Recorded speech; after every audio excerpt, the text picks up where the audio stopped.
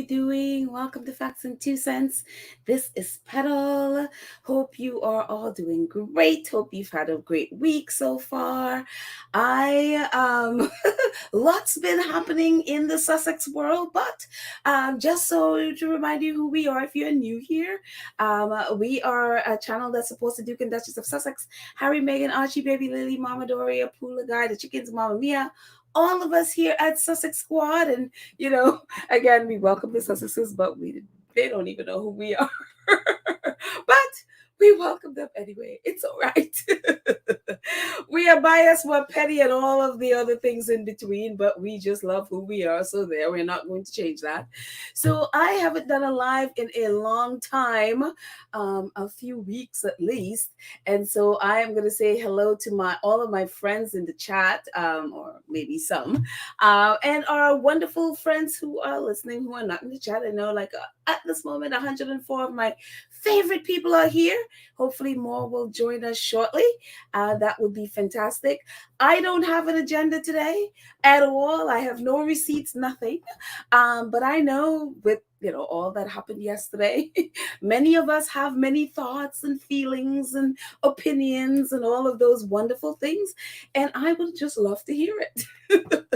So what I'm going to do before I say hello to everyone is I'm going to also put the link to call in our chat. So if you are so inclined, please do call in and say hello. Let us know your thoughts about what's happened, what we thought about, Harry going off to, hanging out with his toxic relatives in the UK.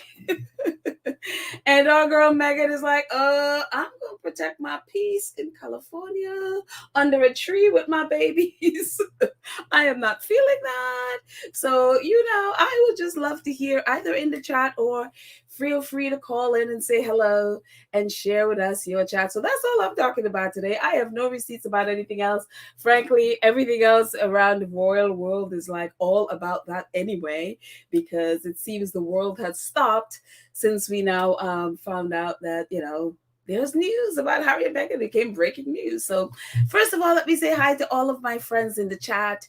And I'm just going to scroll up really fast. So hello, Elaine and Perlina and Kathy Gabby and Paulette. Hello, hello, hello. And who else is here? Gwendolyn and Fancy Fancy. And who else is here? They're just chatting away.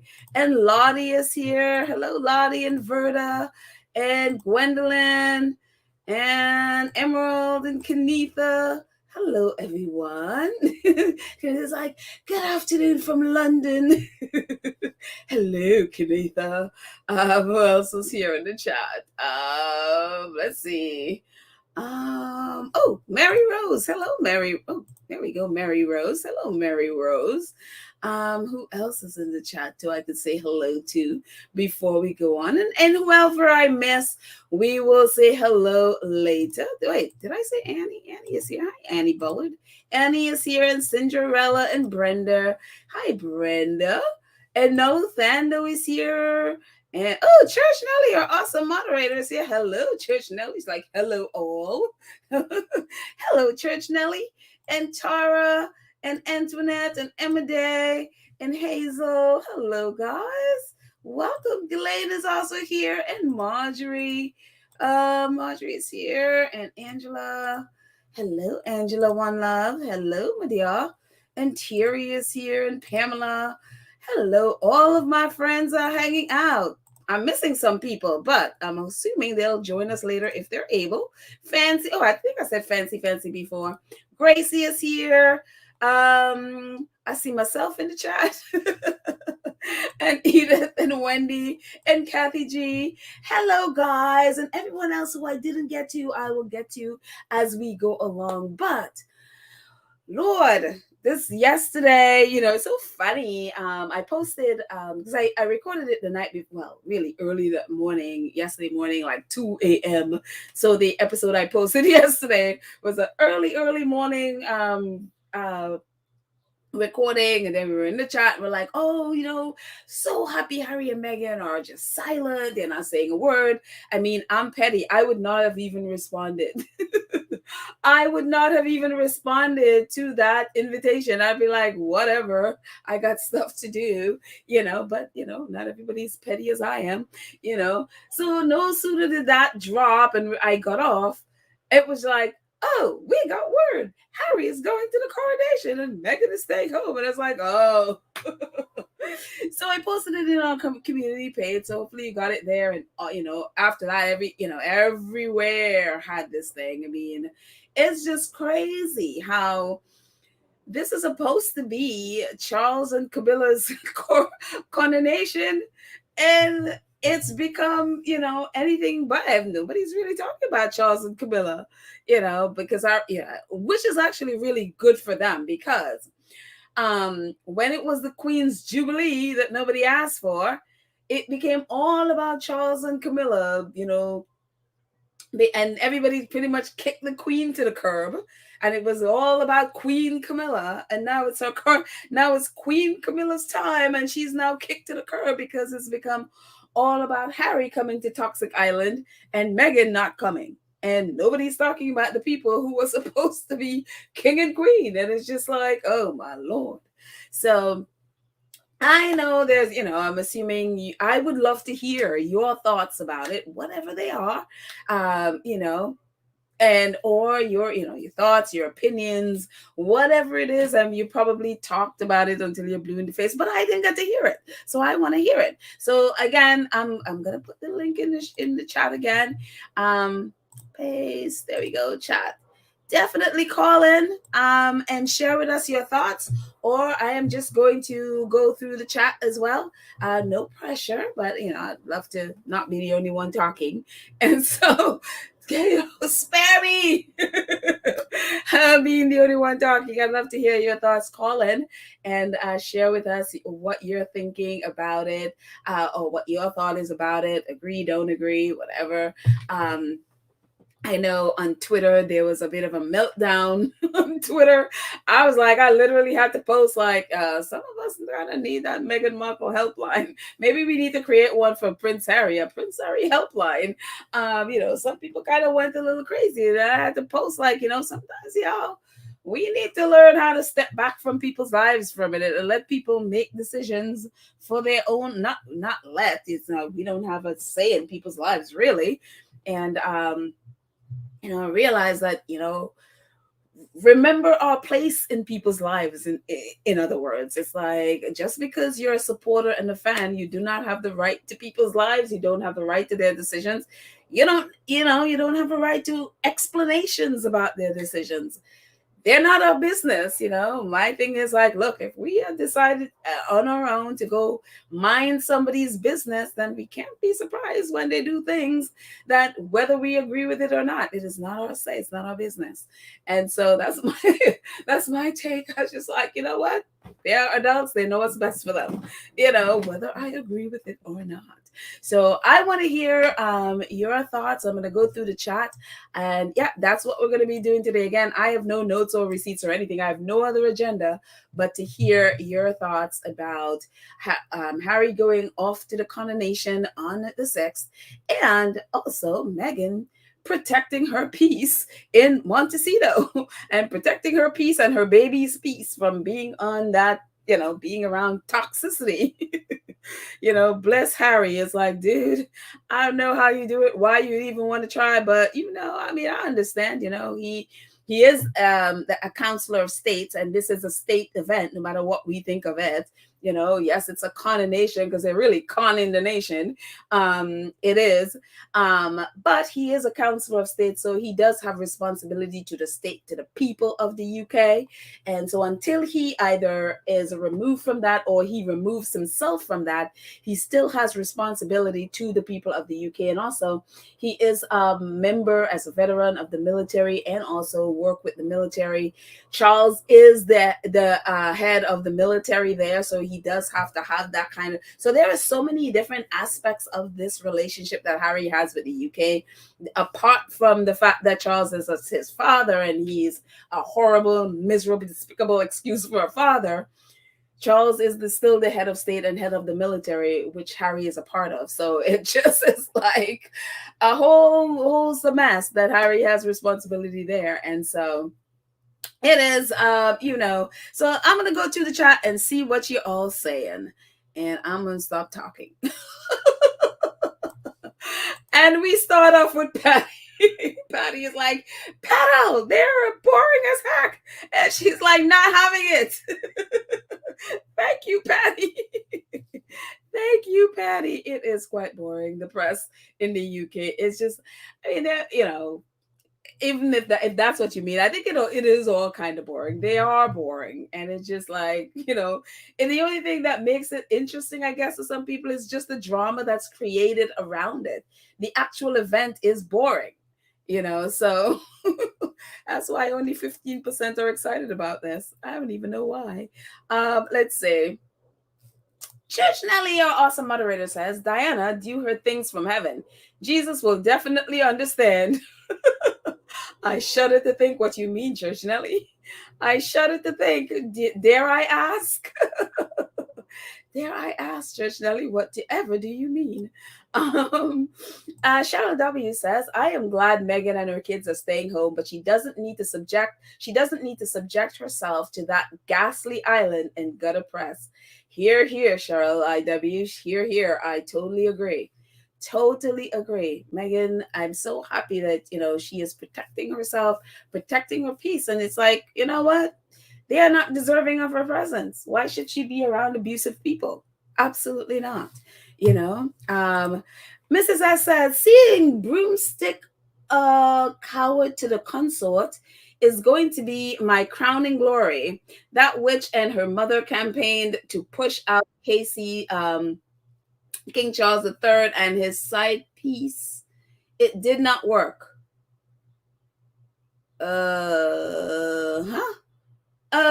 Wait, I'm not sure I understand. Kate and her mother campaigned to push out Charles and Camilla? Oh, okay. I'm assuming you mean like when they would use the press against Charles and Camilla, because there are all these things about Charles abdicating so William could go, be the king instead and all of that stuff. So I'm assuming that's what you mean, Mrs. S. So there is that. But again, that's a snakes eating snakes there for me. That totally is just snakes eating snakes. Hello, Karen. I see you there, and I'm going to get to you. Just hang on right there. So you just hang on, and I will get to you in a second. I want to just get to a couple more in the chat, and then we will jump to Karen and hear what Karen has to say about all this mess. And I don't know if it's a mess, really. I mean, they are a mess, but Meghan is at peace. So there. Let's see. Khadijah says, I'm glad Harry went while Meghan enjoys her son's birthday.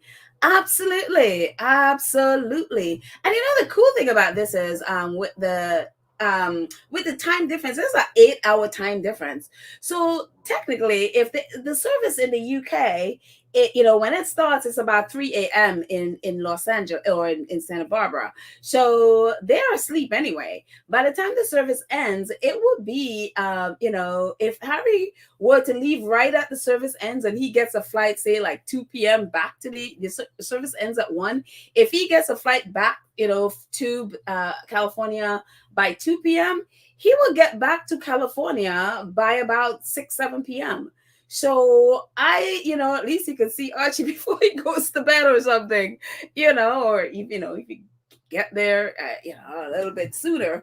But there's, that big time difference. There's no reason if Harry leaves right away, he can't get back to California on Archie's birthday. So who knows what it is, what plans they are making for when he goes there and when he comes back. But we will see. But I'm with you. I'm glad Meghan is staying home and doing that. So we're gonna jump over to you, Karen. Thank you, Khadijah. Let's hear what Karen has to say. Hello, Karen. Oh, Karen.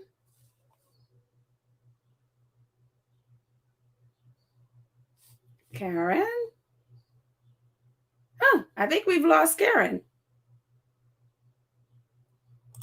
Okay, Karen. I don't know. Come back when you're ready. Let me know when you're ready. But either I can't hear her, or I mean, let me know if it's just me that can't hear her. Because sometimes my mic is a little bit crazy. So, oh, Mama Jane, thank you so much for your super sticker. Thank you for your wonderful support. Thank you all so much. I appreciate so much.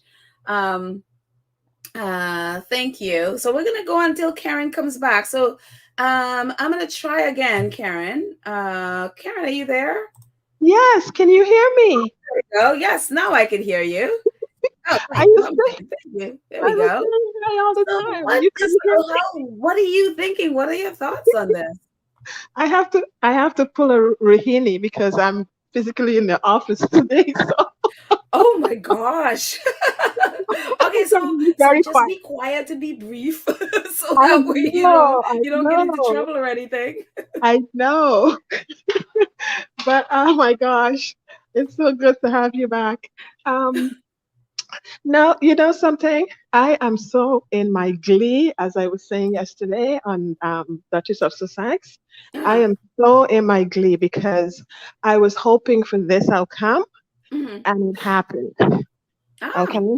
because I expected that Harry has to be there, and it's only by honor and respect, and also, as you mentioned, um um he is in the army and from Mhm. the army, and this is how you do it. Mhm. You have to show respect. On top of that, it's his father. He knows that Mhm. he's been, waiting for this for a long time, and why not be there, for him? Um, and Harry always show up as much as what they've done to him, and he knows it. He always show up. And Yeah. that's the kind of heart he has. Playing it Mhm. the other way is just playing into them and becoming them. And that's not Mhm. who he is.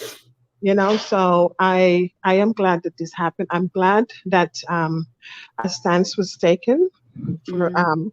whether it's Meghan that took that stand. They both take that stand, and I'm going to give both of them credit for that.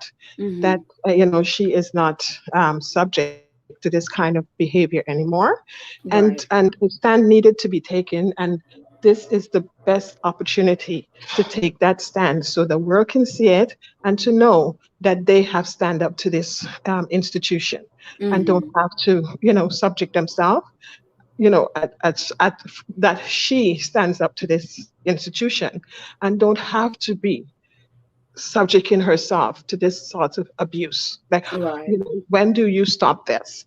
Okay. And I think this here is exactly what the Ripple Award is all about. As Mhm. Sherry Kennedy said, you know, they're receiving this award because they stood up to a thousand-old institution and said no. And this is exactly what Megan is saying right now. I am a woman, I'm a strong woman, and you are not going to take Mhm. me. Okay. Right. And I respect her even more for this Right. because it tells us as women, okay, we don't have to do this anymore. They Right. purposely, okay, put that date because it was June 2nd, and then because it was announced on our media, on our news, 12 o'clock news in the day, okay, that is going to be June 2nd, okay, and then the next day it was changed to May 6th, okay. So, Mhm. whether you do it to get a talking point, okay, because I think it was purposely done so that they can spin it just in case if Megan doesn't show up. Oh, she's staying for Archie's birthday, okay. Mhm. So they're trying to take themselves off of it, okay, and spin it in that way that she's there for Archie's birthday. You know something? That's not the reason. She is standing up for herself and she's standing up to that institution. So you can spin it however you want so it doesn't look bad on you, but this is exactly what she's doing. Right. It's time that a stance be taken and be taken by Harry and Meghan because When the Queen was alive, they did what she was, who they were honoring. Okay, they don't need to move it over to Charles right now because they don't owe him anything. He left Mhm. them out there to die. So if she was dead, she wouldn't be there anyway. You know what I'm Right. saying? Right. So, Well, I have you a know, question for you though. hmm Because in terms of, you're talking about standing up against abuse and Meghan, hmm not hmm having to be there because of the abuse. hmm Well, they've also been abusing Harry. So at what point you think and you feel like Harry needs to be like, oh no, I am not going. I don't owe you any. I don't owe any abuser to be around hmm them or to support them. I hmm don't owe you that. hmm And I think we're going to see more of that after this, Mm-hmm. because this was like one of the, major thing for him, where him and his father is concerned. Right. Okay, that he needed to show up for. And Mm-hmm. I think after that, I think from the Queen's passing, Mm-hmm. that was it for Harry and Meghan, because that is as far as they were going, in terms of showing up. Right. Okay. And for this here, for this new monarch, and it's his father. Okay. I think, you know, um, he wants to do it, just out of that respect. But I Right. think from here on now, you wouldn't see them showing up, because they don't need to show up, Right. okay, for any other monarch like they did for the Queen. Right. They were there when, she was there when they were born. She was there when they wed, you know, and that respect was established at that time, right? So Mm-hmm. they were showing up for her, as long as Harry always said, he loves his grandmother. She is his commander in chief, and thing. And yeah, and yes, he was working in the army at the time. Now they strip him of his uniform or whatever, and he's not in the army. He's doing, he is a serviceman and would always be a serviceman. Okay, but Mm-hmm. his chief has died. You know what I'm saying? Right. Okay, but he can still represent the army. And Right. he's not just representing the army of the UK. He's representing the army of the world. You Yeah. know what I'm saying? Yeah. So, but you will see after this, because I think this is like the major thing where Charles is concerned, and his relationship with his father. Mm-hmm. And after that, I don't think they would be, showing up like they were before, Oh, for the Queen. oh, Okay, because that would just be continuing this saga, right? right. And they Right. have to put a stopping to it somewhere or other. Right. Let the story go somewhere else. Let it be within the monarchy, and those ones who are working royals. Okay. Okay, Thank that you way. so much, And I Karen. think, This is, yeah, and this, I one totally more, agree. I yeah, totally agree with one more everything you thing, say. So, one more thing, because oh, I know okay. there's stuff going on Twitter about, they're mad about, Harry going and stuff like that. But, at the same time, I think this is a trip that he needed to make, Mm-hmm. by himself, because there's certain things that he has to come to terms with by himself. Mm-hmm. Okay. And seeing, it's not only Camilla who is leaving bodies in the street. Okay, his father and his brother too is doing the same thing, right? Exactly. Yep. So those are Totally things that agree. I think he has to come to terms with, without, leaning on, which he wasn't. He was standing on his own. He makes a decision for his family and stuff like that. But he himself, as an individual, still has, because he was so molded and embedded in this family and their, protocols and their system, Mm-hmm. right? That, it's going to take some time for him to wheel himself away. And as he making this trip by himself, okay, I think that is going to help him to see for himself, Mm-hmm. okay, that, even more, what this thing is all about, and be able to wheel himself away Right. from it. So I think it's very good for him to Mm-hmm. make this trip by himself. So it Yeah. doesn't seem like like Megan is his support there. Right, You right, know what right. I'm saying? Yeah. So No, I I totally think it's agree with very that. I good. love that point where you talk Mhm. about he Harry needs to wean himself Yeah. because it is his family, and so hmm he needs hmm to have that hmm space to be able to see for Exactly. himself Yeah. Yeah. without Megan there, so Yeah. he could Yeah. see and be able to wean himself Mhm. again. It's Yeah. always so complicated with family, and Mhm. Harry's eyes has to be open to who his family Exactly. really Yeah. is. Yeah. And And you're he so has to right, do it's it. not just Yeah. Camilla that's Yeah. been leaving Mhm. bodies. You're so right. He Yeah. has to see that his Yeah, father and and he has to brother do it. He have has been to doing do the it same thing. independently. He has to do it independently. Yeah. And on top of that, Megan is a smart person, and she understands that he has to have his space as well too, Hmm. in order to see certain things for himself. Yeah. And believe me, his therapist and all of them, they are going to tell him that it's going to take some time because remember, he grew up in this thing. He was bred it in this. Okay, so it's going to take. It's not something that you can switch off overnight. So Right. it's going to take some time. But he's getting there. He's working it out. He's getting there. In his book, you can tell he is there.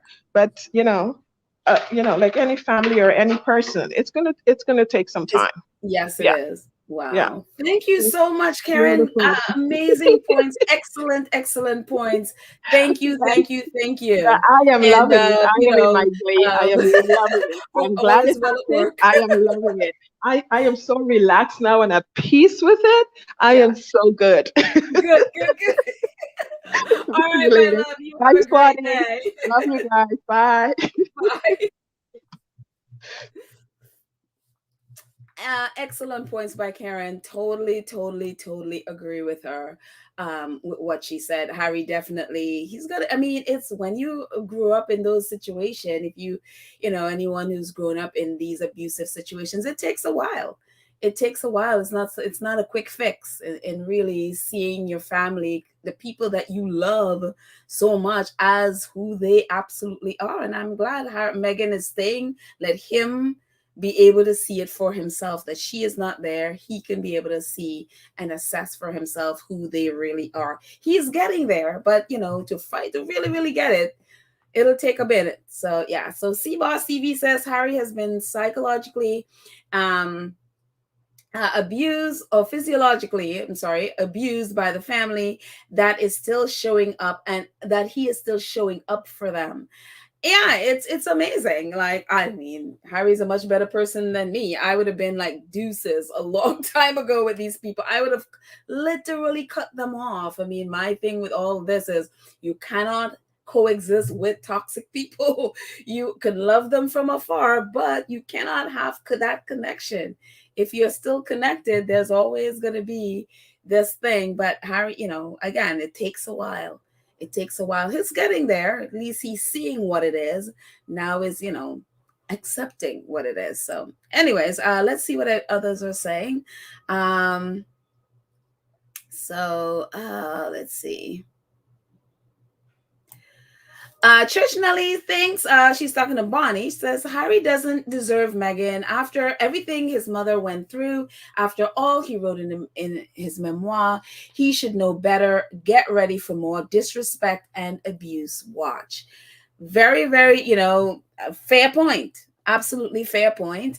Because we saw what happened, what they did to him at the funeral. We saw that. We know that they're gonna be doing. I mean, it's what they do.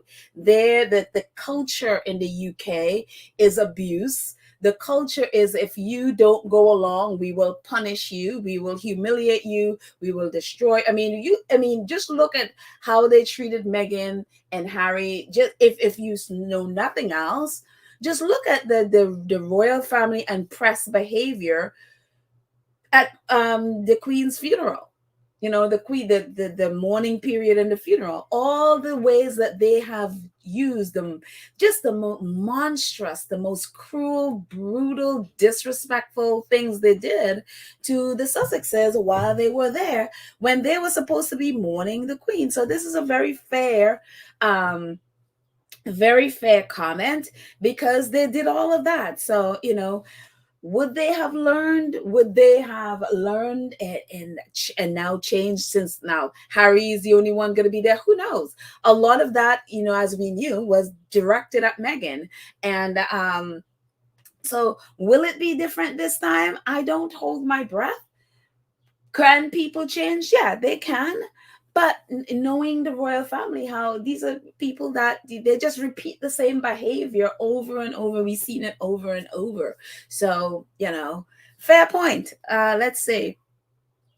We'll see how Harry handles it. you know, frankly, there's still time to say, you know what, I changed my mind, you know, but that's just me. Again, I'm petty like that. I'd be like, I know. Thank you. Um, let's see. Um, Gwendolyn says, Gail L., absolutely their choice, will never stop supporting Harry and Meghan. Really believe he was protecting his beautiful wife and kids.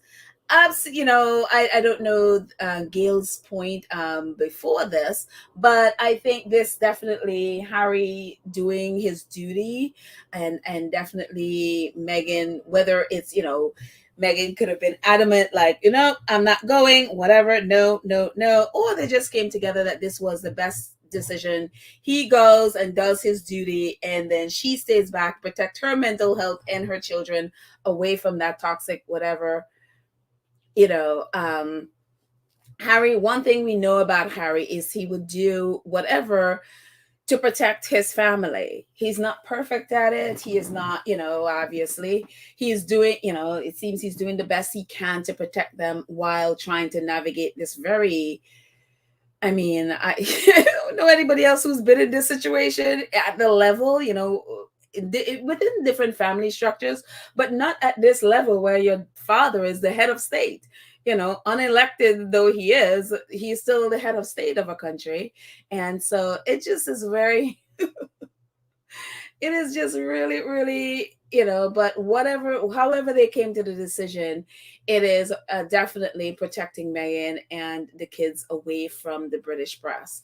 And he grew up in that. So he feels, again, Harry is not this fragile thing, even though, people like to pretend that he is, or because he talks about his mental health and the struggles and all of that stuff, they seem to believe that Harry is this fragile person that he's not. I mean, this is a man who served 2 tours of duty in combat. So Harry is very, very versed and very used to battle. So, no, this is not easy, and I'm sure it will affect him. He's human, but it's a battle he's used to fighting. And so, but I'm glad Meghan is not used to this kind of toxic behavior, and that's why I think it damaged her so badly.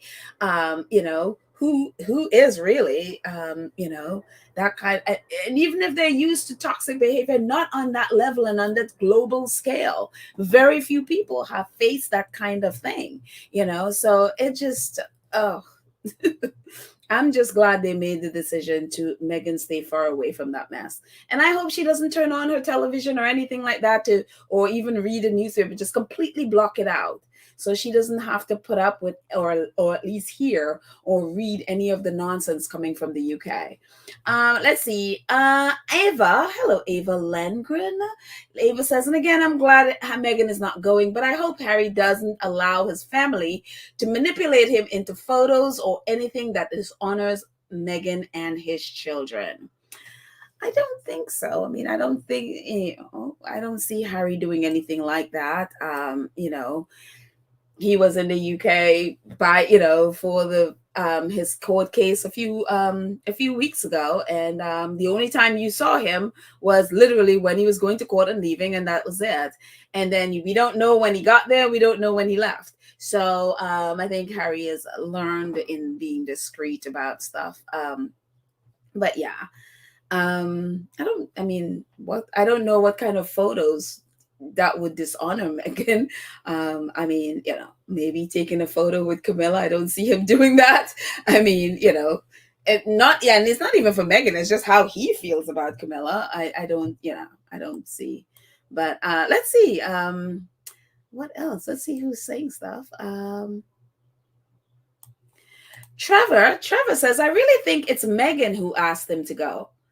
Okay, that's interesting. Okay, why do you think that way, Trevor? Let us know why you think Meghan is the one that asked him to go. Could be, Meghan has always said, I remember Meghan saying, I think was it the Cut interview or one of those interviews, she said that, she told, at least she spoke about to Harry about, that his relationship with his father doesn't have to end the way hers did.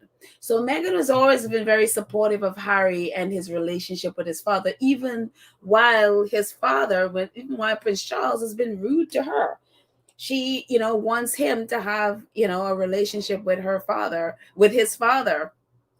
And I, I seeing all the things that, especially lately, what King Charles has done to them, like, including evicting them. I mean, it's just like, I don't know why you would want to, but again, I see the outside of things. We don't know the ins and outs of what goes on behind the scenes. I'm just seeing the outside of it, and what the press narrative is, but we don't know, other than Meghan and Harry say that yes, they've asked them to vacate the premises of Frogmore Cottage.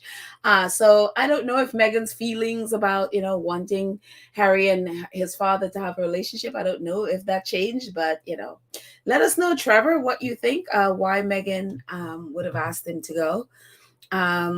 Let's see. Um,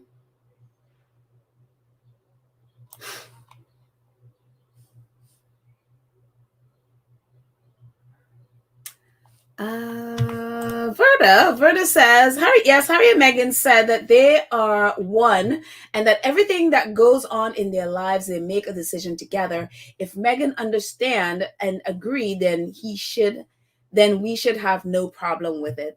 Again, yeah, I totally agree with this. Is that, they are grown adults, they're 40. I think Meghan is 41, I think, and Harry is 39. I'm horrible with people's ages.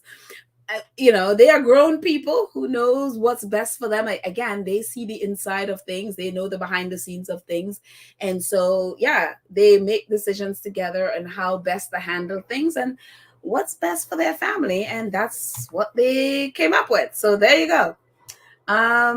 Let's see. Kim Code says, oh, she's talking to Church Nelly. Harry has to compartmentalize his emotions of wanting to slap Charles from his duty of being Captain Wales. I don't know. I literally had an image there of Harry slapping Charles. What did he just do to me, Kim? I have a visual. I would have this imagination. I never thought of that before. But yeah, that's like very interesting. Yeah, he definitely has to compartmentalize, because again, there are so many aspects of this. Harry as the counselor of state, his relationship with the military, and Charles being the commander in chief there now over the military. Harry also has to deal with heads of state, as in the US government, as it with Joe Biden and Jill Biden and stuff like that, and he also has to navigate those spaces. So he also has to be careful with his relationship. He doesn't have to have a personal, say, relationship with his father, but on a public level, he has to people need to trust that his personal feelings doesn't dictate his relationship with a person, in terms of can they work together on something even though they don't have a relationship. There's so many things and so many levels to his relationship with his father. It's unreal. And also too, we can't forget, even though King Charles is unelected and all of that stuff, he is the head of state of the UK, and that means he wields a whole lot of power. That a lot of time the royal family hide the amount of power they have. They don't totally have a lot of power over the UK government. And so they also are the head of states of 15 countries throughout the Commonwealth. And so it just, and Harry is working with some of those countries and have to work with the heads of state, which Charles does have influence over. So he does have to not, again, that is a space that it's mind boggling that one person has to navigate all of these spaces while having to deal with a person who is a terrible, horrible father in every sense of the word. that this deserve a slap. I mean, and I'm not here to disrespect a father or a mother. It's not something I would do. But if any situation deserves a slap, would be this one. You know, and again, I'm not saying Harry to go disrespect his father and hit his father or anything like that, but it's just like, ew, talk about compartmentalizing, you know, but that is the space that Harry is in. And it's just like, I can't imagine being in this situation and having to do this. I'd be like, well, like, look, peace out. This is too much. Let's see. Cheryl W said, IW says, I love that Meghan said no, thank you. Yep, totally agree. Totally agree. Let's see. Sylvia says, I am so glad that Doria's daughter, Archie and Lily's mom, and Harry's wife is taking care of her mental health. I think that is just about every American that I've seen respond to this. That has been the key thing that people have been talking about. So happy that Meghan is protecting her peace, protecting her mental health, because I think everyone now, especially after they've read Spare, completely clued in to how dysfunctional and how toxic Shutter Island is, and especially the royal family. So yes, Meghan. Rosa M says, I love Harry, but he's dealing with issues that are bigger than my mind can take. Yeah, exactly. Let his therapist sort him out. In the meantime, I can't keep up with the public display of lack of self-worth. Okay, so Rosa, you feel like Harry is not displaying self-worth in terms of his relationship with his family. He's allowing them to humiliate, or I'm assuming that's what you mean, that he's allowing them to disrespect him. And so yeah, that's definitely a fair point. That again, look back to what they did in at the Queen's funeral. That was so disrespectful, incredibly disrespectful, and especially when they invited them to the state event, again, the state event, and then disinvited them because apparently they're not working royal and this was a state event. Fast forward to this event. This is also a state event. So why should they go? When they disinvited them to the last state event, why should they go to this state event? He was also a council of state during the Queen's funeral, and they disinvited him again, to embarrass them, and then leaked it to the press so that they leaked it to the world, so that they, shared to the world. So then why should they go to this event? Because this is now also a state event, so very fair point. Let's see. Gail says, I trust that Harry and Meghan have made the decision as a team. They are strategists and have long-term historical goals in mind. Very fair point as well. Very fair point. Yeah. They definitely have looking ahead to see how to navigate, the different spaces that they're going to be in, the different people they're going to be working with. So yeah, I do also trust their decisions as well. I definitely respect them as the grown adults to make the decisions that best, support and that is best for their family. So there you go. Mary 8 says, I am so proud of Duchess Meghan. They can't blame Duchess for anything. She declined the stupidity. Yeah, she has, and one of the stupidity is, she declined because the royal family didn't want her there because they were concerned about the booing, that she would be booed and all of that stuff. And I'm like, nobody ever booed Harry and Meghan. Even when they were claiming that, at the Jubilee nobody asked for, they were booed. They were like mixed result, whatever. From the people that were there, that were they were booing a bus that was blocking them. It wasn't about, because they couldn't see the stairs where Harry and Meghan were coming down. And so even with that, it was the whole thing was total nonsense. The people that were actually getting booed and are getting booed just about every event they go to are Charles and Camilla. I mean, how many times have they got egg thrown at them? And I'm sitting here being the one not supporting people throwing eggs, because you throw projectile stuff at people in vulnerable situation, somebody can really get hurt.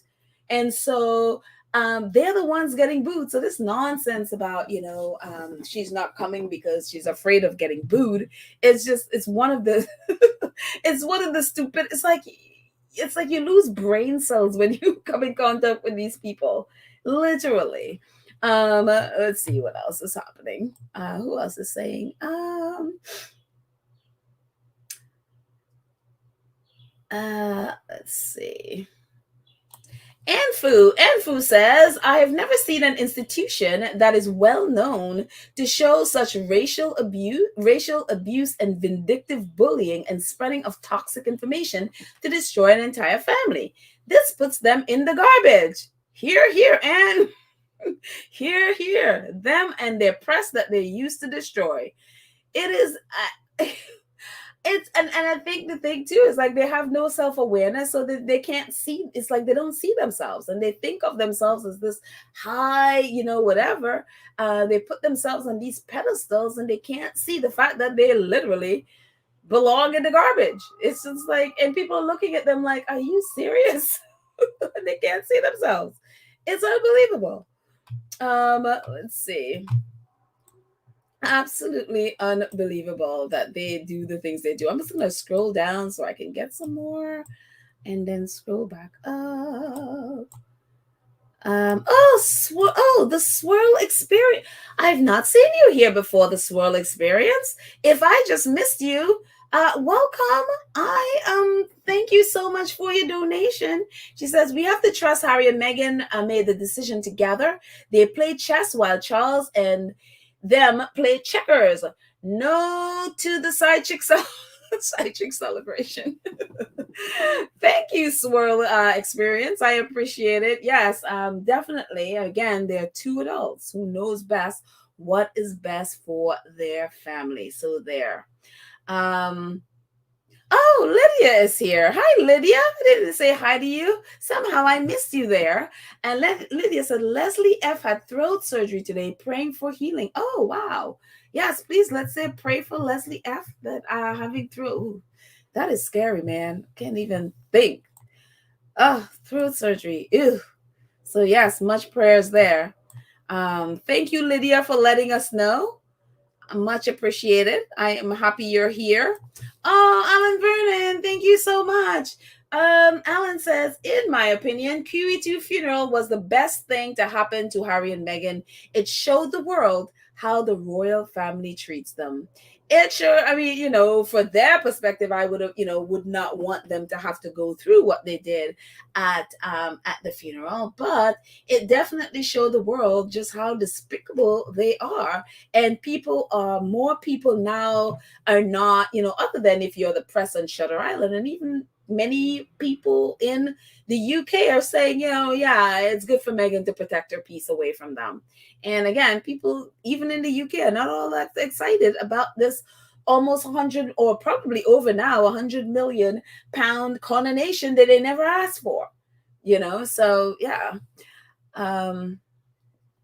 Let's see, we gotta go up.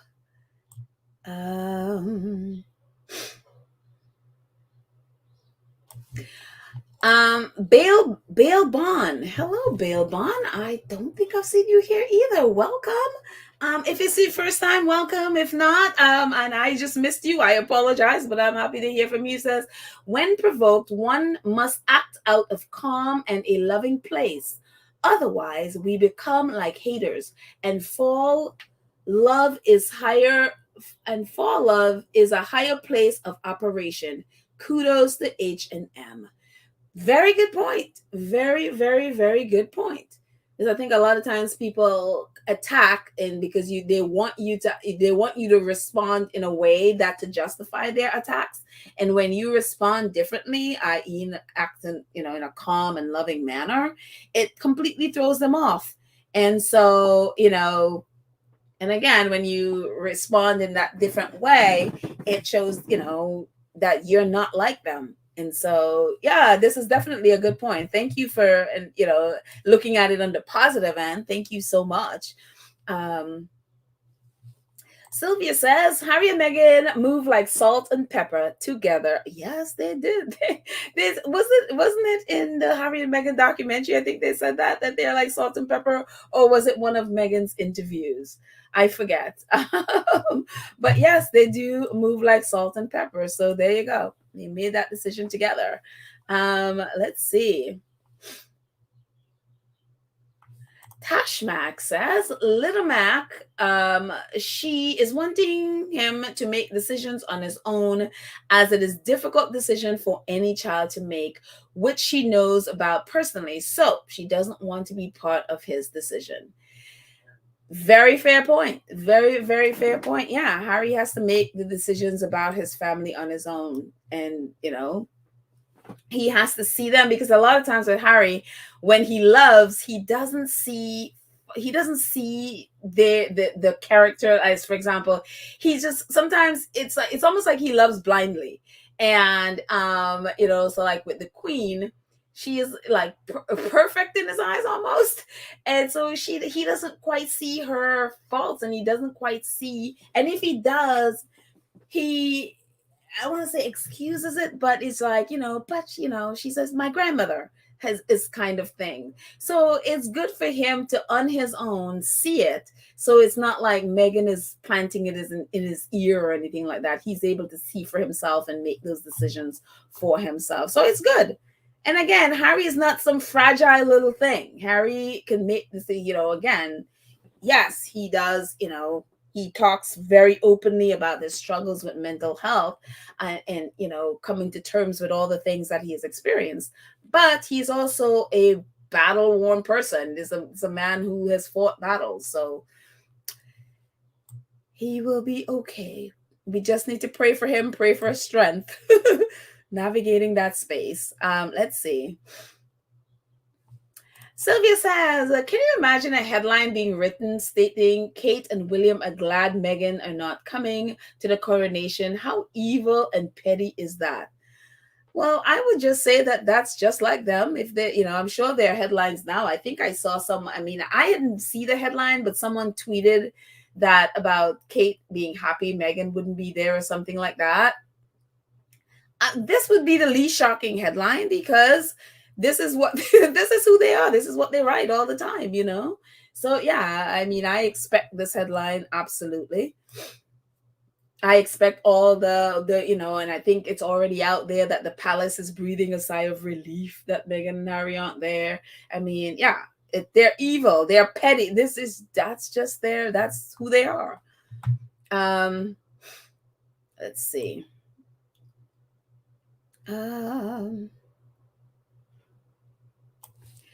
Kathy G says, why are people taking this personally? We are on the outside looking in. Whatever decisions made, I stand with Harry and Meghan. My support is not conditional, and I will never criticize. Very good, very true, and very fair point, Kathy. I think, again, is one of the reasons I had to tweet this yesterday. Like, some of us need to take a step back and understand that this, when we decide to mind someone's business. Again, Harry and Meghan never asked us to mind their business. They never asked us to come be their supporters or fans or whatever you want to call yourself. They never asked us to be a part of a Sussex squad. Never. We decided on our own to go mind their business. And so when we mind someone's business, you can't then be surprised that they do things that you may not approve of, or you may not like, or you may not, whatever. But again, it is their business, not ours. We don't get a say in what they choose to do and what's best for their life. And then, then try to be upset when they don't do the things we want them to do. Because that's exactly what the British press do. That's what the Rangers are doing. Harry and Meghan are living their life opposite of what they want them to do. And when they don't do what they want them to do, what do the British press and the Rangers and their haters and trolls do? They bully them. They attack them. They say all these horror. That's why we get all these horrible Harry and Meghan articles that they write. Why? Because Harry and Meghan refuse to live according to their standard. They're refusing to do what they want them to do. So if we fall into the trap of attacking them, because they don't do what we want them to do, we're going to be doing the same thing that we're saying that the British press is doing. We have got to understand that this is their life and not ours, and we don't have the inside. We don't have the inside story or the inside narrative of what's happening. We only see what they allow us to see. And so this is a very important point that, we need to take a step back. Yes, you don't have to agree with them, but I see things where within the squad, people are attacking. And it's just like, but you're doing exactly what the British press is doing. Harry and Meghan's life is not ours. They are grown people. They do not have to do what we want them to do. In fact, it is their life. They do what they want to do. We have the choice of to follow them or not. And so we have to learn how to take a step back and, and realize our place in people's lives. Whatever their decisions are, I don't have to agree with it. But they don't owe me an explanation, and they don't owe me to justify their choices. It is their choice and what is best for their life. And so we have to learn our place in people's lives. So I appreciate this, Kathy. Because I remember the same thing happening with the Jubilee when they went to the Jubilee. And it's just like, we can be, we can not agree, but when we start attacking them, then we're doing exactly what the British press and the trolls are doing. Let's see. Kim Coates. Let's see Kim Coates. Kim Coates. That's pedal. I look back at Harry's statement. The QE2 funeral, he showed backbone when he said that being a soldier is about more than a uniform. Harry is not weak. He is resolute in his character. Exactly. He is definitely resolute. And I think one of the things that also, too, we have to remember about Harry, in as much as I am anti-monarchist, Harry is not an anti-monarchist. Harry literally says, I will support my grandmother as during her reign and after she passes. That is literally what he said. And if we remember what Harry and Meghan asked for when they were considering leaving the royal family, is half in, half out, where they're still literally working with the monarchy. And they're not anti-monarchy. They're anti the monarchy / their royal families' relationship with the press and how they use the press to destroy each other and destroy people, especially those they consider lower rank than they are. That is what they're fighting. They're fighting against the culture in the monarchy. The monarchy itself, they recognize that the monarchy, because of its power and all the connections and stuff, it can be for good. But the way it's been run right now, it's destroying people. That's what they're against.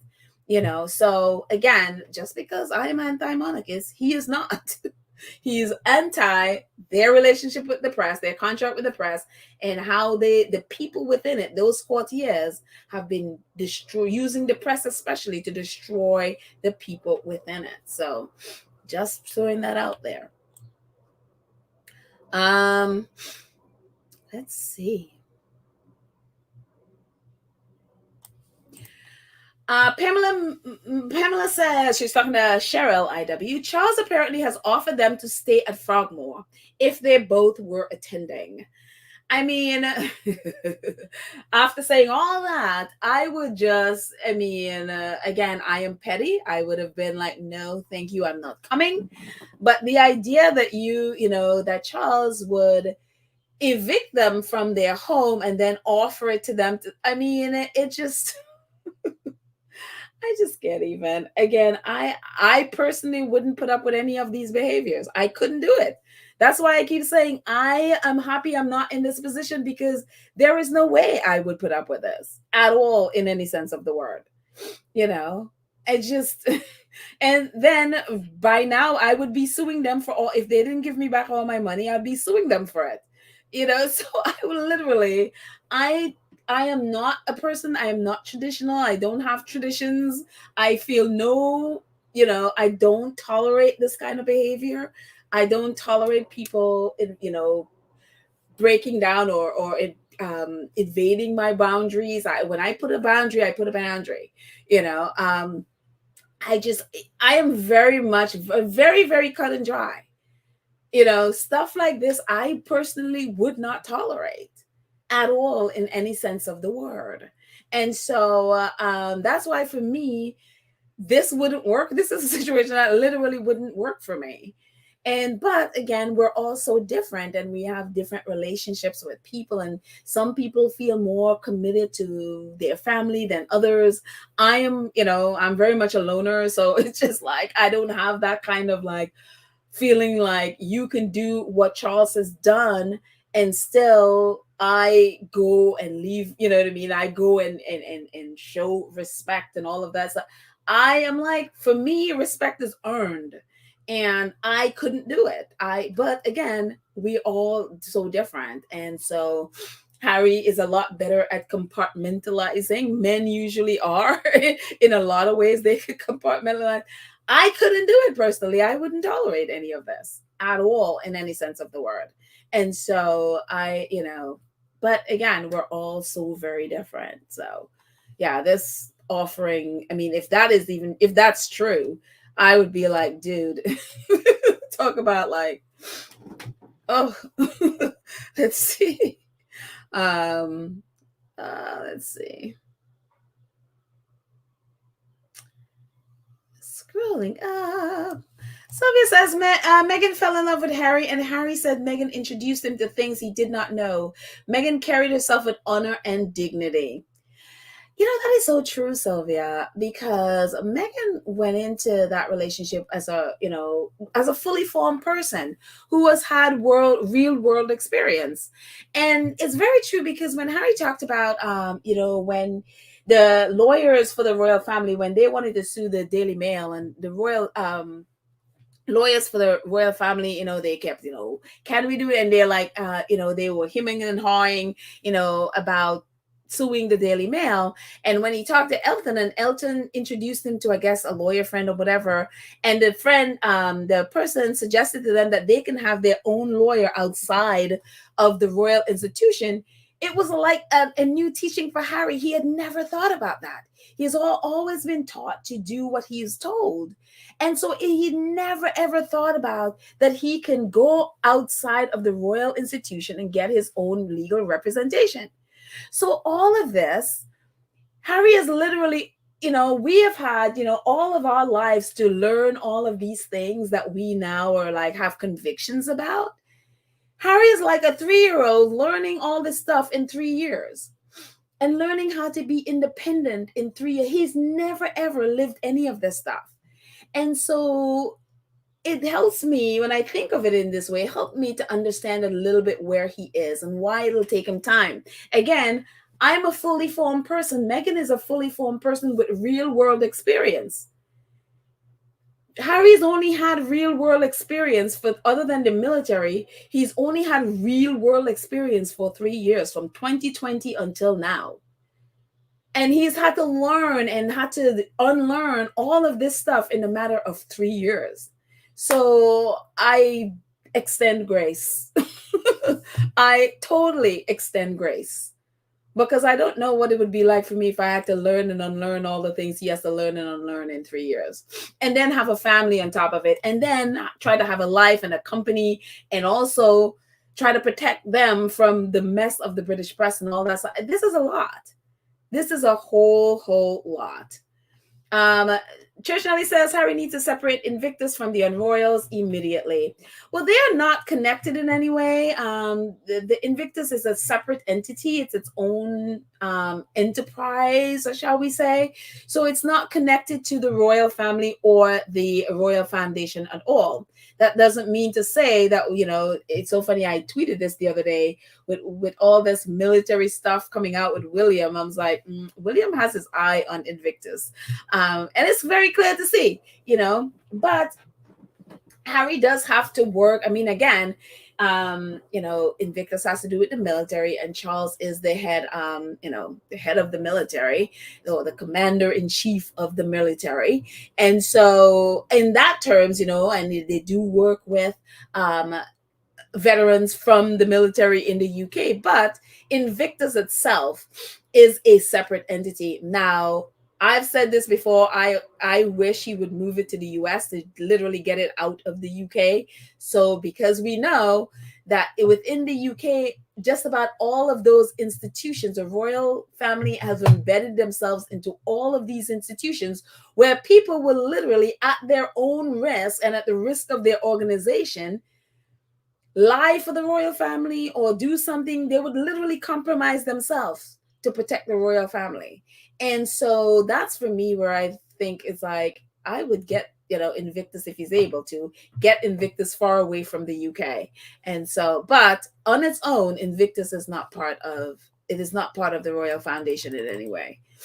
Let's see. April May is here. Hello, April May. Let's see what she has to say. April May says, not to mention the money that the press would have made from the millions of dollars $1 million money shot of Meghan bowing to Charles, Camilla, Will, and Kate. The thousands of fake headlines that they could have made. Oh, hence all the trying to be like, Meghan, oh, Charles walked you down the aisle. You should have been here, And yeah, so they're doing all kinds of things to, maybe try to bully her into coming after all, whatever. Yeah, it's all about money. This is so true. This is all so true. Yep. They're now like, how are we gonna get our money shot? Whatever. Yeah, it's all about getting it from Meghan. Can you imagine, just what that would have been like? Meghan curtsying to Kate. Oh gosh, I can't even. I cannot even. Again, I am petty. In that situation, I'd be like, hi, that would have been as much as I would give, even if I would do that. So let's see. But yeah, they're all about that money shot, man. And they are not happy that they're not gonna get that. And I just love Meghan for denying them that. I love it. I love it that she denied them that. So yes.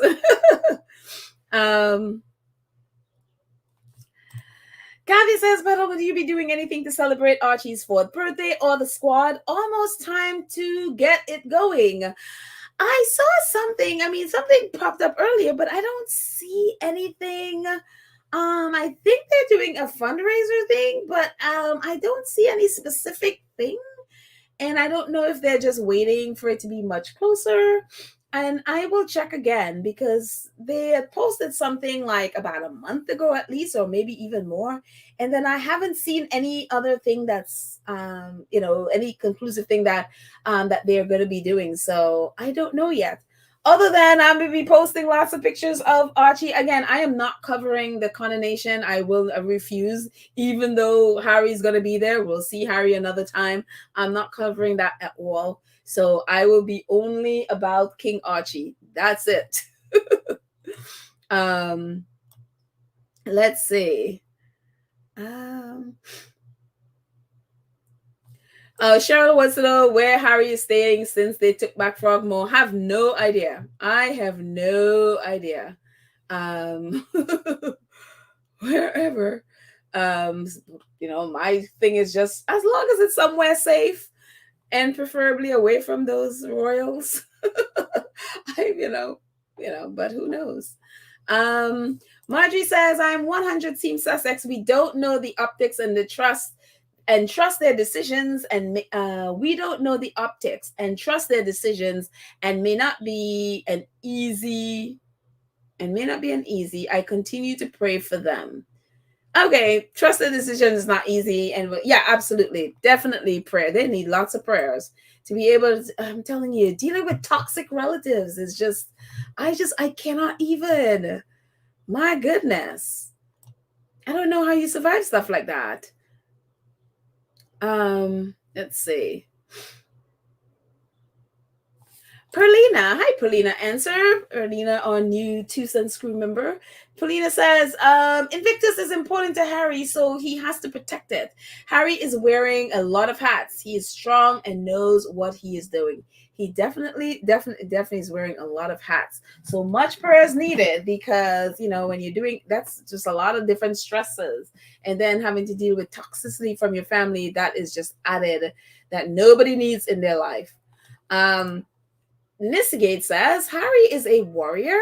He can easily hold a dialectical views of issues, which is pure diplomacy.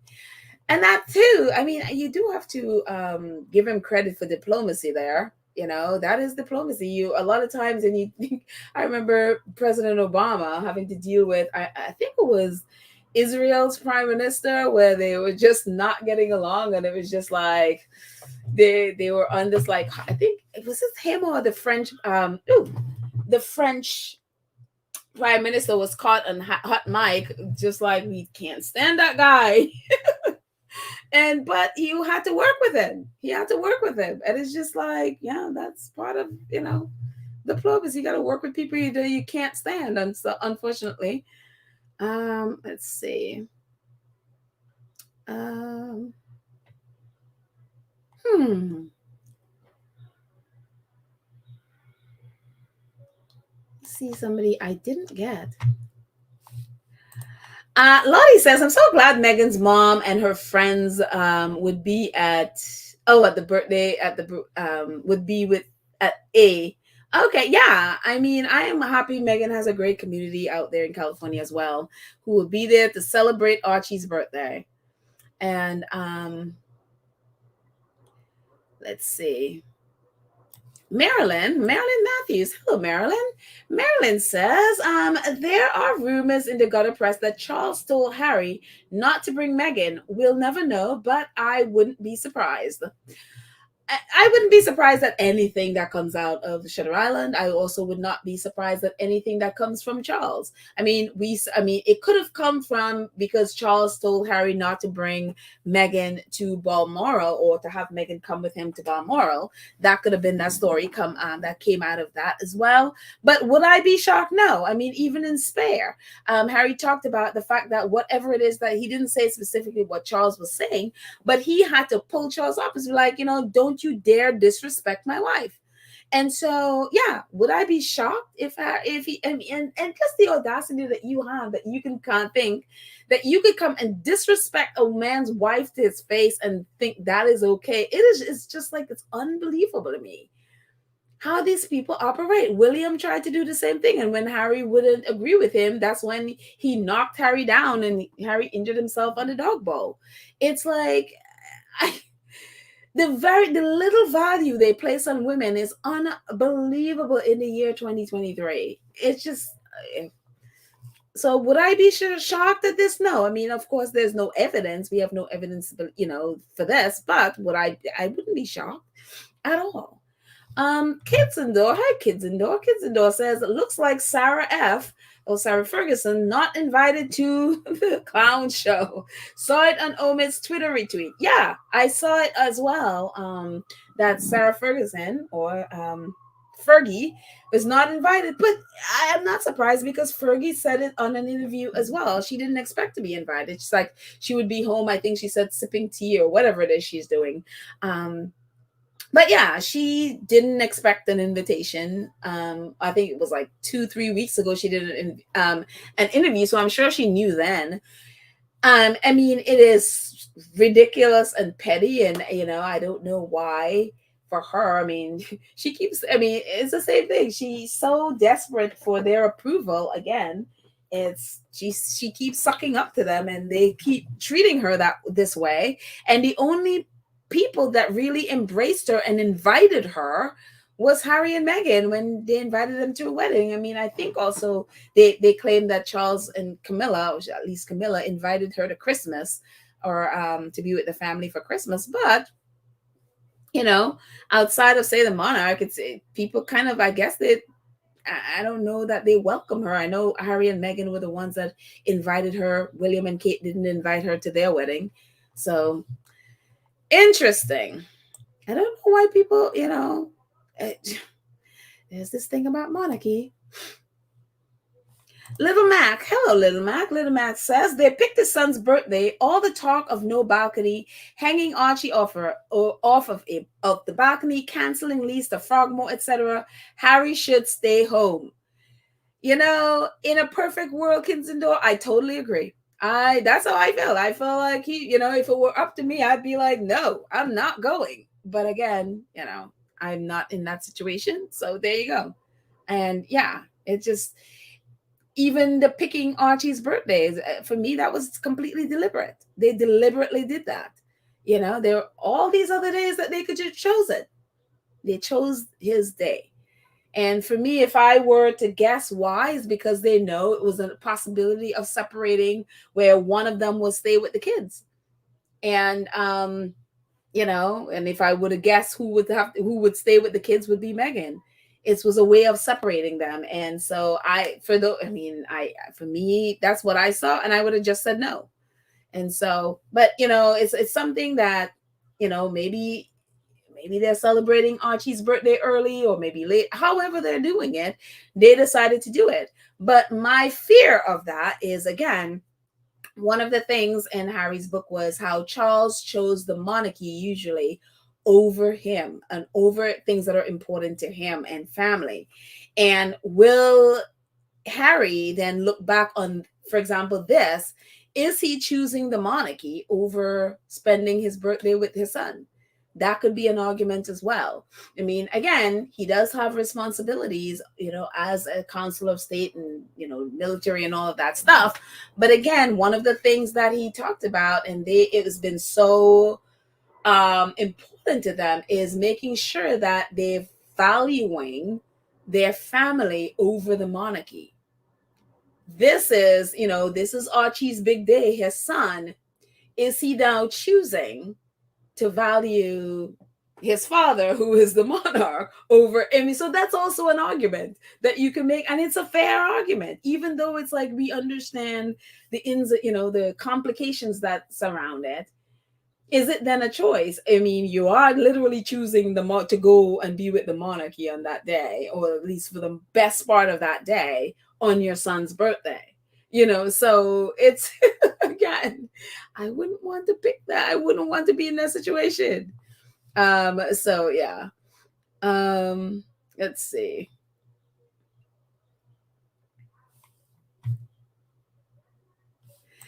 Ava says, this is Harry's journey. I do wish him a safe trip and that he quickly returns to the loving arms of his wife, of Meghan, Archie, and Lilibet. Absolutely. Absolutely. Thank you, Ava. This is his trip, his journey, his life, and trying to figure out how to best manage it. Absolutely. Thank you, Lydia, our awesome moderator, for reminding us. Please like this video, share, and subscribe if you're new here, especially and you haven't. Right under this video would be a subscribe button. Hit it and hit the notification bell so you know when we drop videos in the future. And please like it. Help us to build grow the channel, continue to grow the channel. If you're able, join the 2 Cents Crew where you support the channel on a monthly basis. Thank you, thank you, thank you. Let's see. We are moving up. Patricia says, I believe it is the royal family's plan to stress Meghan and Harry into break, so they can capitalize and push further apart. Or I'm assuming you mean push them further apart. Would I doubt it? No. I mean, this is very clear. This is very, very clear. That is what they've been trying to break up this relationship from the start. That is very, very, very, very clear. So yeah, I totally agree. Nissygate says, Pedal, your execution of the spaces Harry has to navigate is so on point. Baron is right about oh thank you, Nissygate. I mean, all of us who are, have been paying attention to this.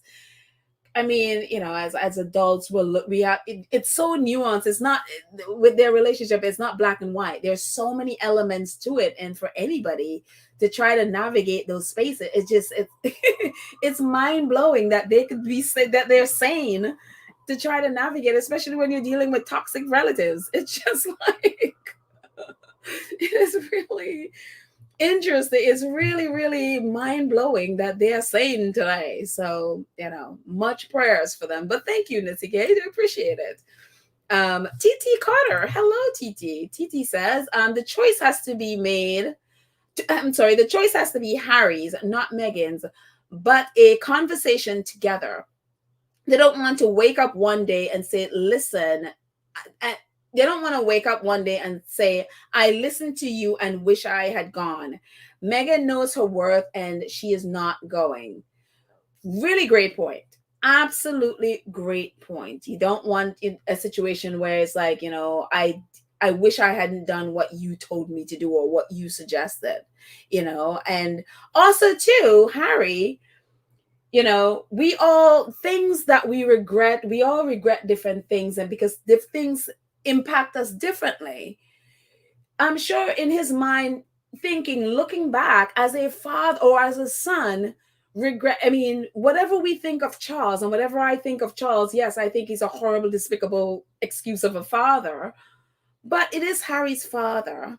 And will Harry be able to, say 10, 20 years down the road, no matter how, his relationship with his family ends up, will he be able to look back 10, 20 years down the road and say, I regret I should have gone when this day was the most important day in my father's life? Because it is, no matter what you think about Charles, for him, this is one of the most important days of his life. Will Harry down the road regret that he wasn't there for his father on his most important day of his life? When you think about, and then as Harry as a father, thinking in terms of Archie and Lily, we don't know. Fathers and parents make mistakes. They do messed up things. You start off great and you have great intentions, but you make a mess of your relationships with your kids. Happens all the time.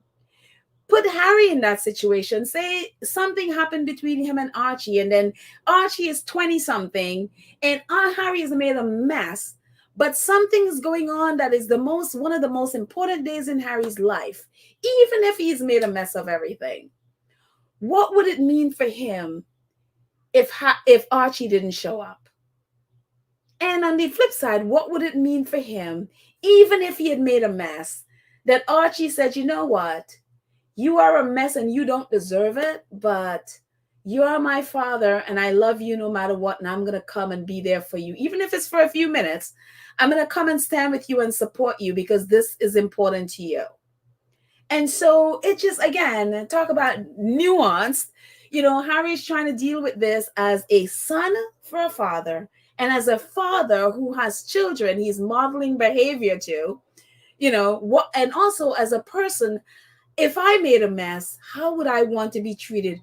Would I want grace? Would I want my son to just extend grace even though I didn't deserve it? So again, it's just there are so many ways to look at this, because Charles does not deserve Harry taking his time to fly over there to be he doesn't deserve it at all in any sense of the word. There's nothing that he's done to deserve it. And people are saying, oh, when Meghan, when Meghan's father bailed on them, Charles stepped in and walked Meghan down the aisle.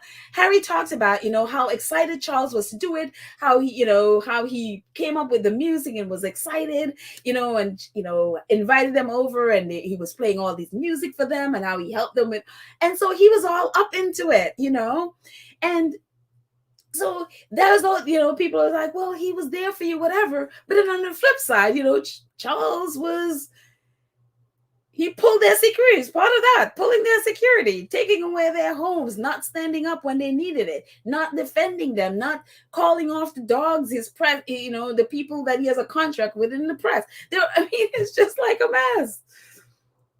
There are so many ways that Charles does not deserve anything.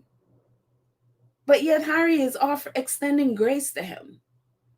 And I think, when you offer grace like that, oftentimes in your time of need, when you need grace, that's offered back to you. in some way, shape, or form. So, I'm telling you, I'm not a parent, but I'm like, Lord, this is hard. This is hard. Let's see. Gwendolyn says, don't want Harry to slap weak Charles. That's Willie. See these visions that you guys are giving me. These I'm a visual. I'm gonna imagine the slap. Don't want Harry to slap weak Charles. That's William's job. But hope Charles stumbles. Oh my goodness. They're already talking about Charles stumbling in his robe. And I was just like, how do you people even come? Why would he stumble in his robe? I don't even understand why people, but that's in the press apparently that he's gonna stumble in his robe. I'm like, you know, and now that crown that he's wearing, that is from Charles II, that guy who was part of the Atlantic slave trade. Like, why are you wearing his crown? Now, I wouldn't mind that thing falling over. That I don't mind at all. It's like fall over. But let's see. Antoinette says, I agree 100% with first caller Karen.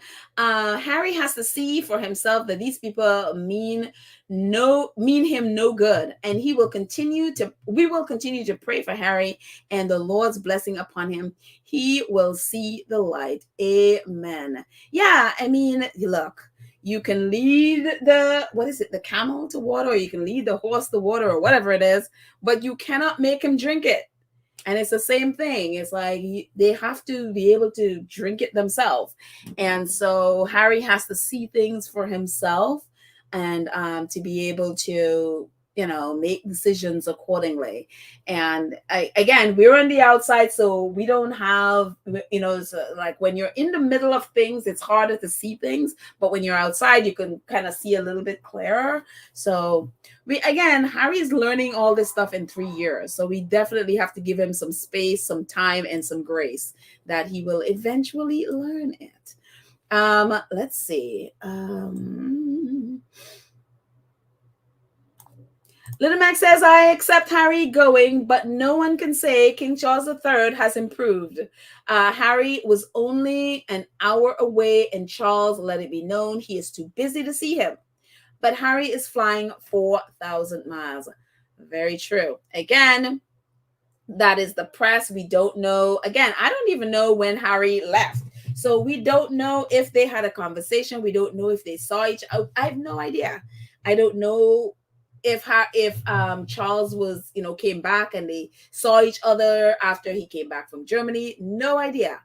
And so, again, we can only go from what we see or what they allow us to see on the outside. Again, we can't trust anything in the British press. So I don't trust anything they say. So who knows? But again, is Charles worthy? I mean, I agree with you, Little Mac. He's not improved in any way. Is he worthy of Harry taking his time to fly 4,000 miles to the UK on his son, and missing most of his son's birthday, maybe all of his son's birthday? No, he doesn't at all. He doesn't deserve it. But again, how we view these things are different. Let's see. Karen, hey Karen. Karen says, bravo, Pedal, exactly what I was trying to say to you. Trying to say you have to see the bigger picture in all of this. Prince Harry and Princess Meghan are not doing this for them. They are doing this for the long haul and their kids. Yeah. It's definitely, I mean, when you're trying to model behavior and you're not, you're trying to teach your kids about not reacting, and instead of, intentionally, it's a difference between intentionally acting and reacting to people's bad behavior. Because when we react to people's bad behavior, you give up your control and your behavior is dependent on what they do. But when you deliberately set out to act in a certain way, it takes away their power. And a lot of times they can't control it. They can't control the fact that they cannot make you do or not do something. You're intentionally doing that. This is what Harry and Meghan are doing. They're intentionally doing things. No matter what, the royal family or the British press do, they're doing the best they can for their family. Let's see. Um,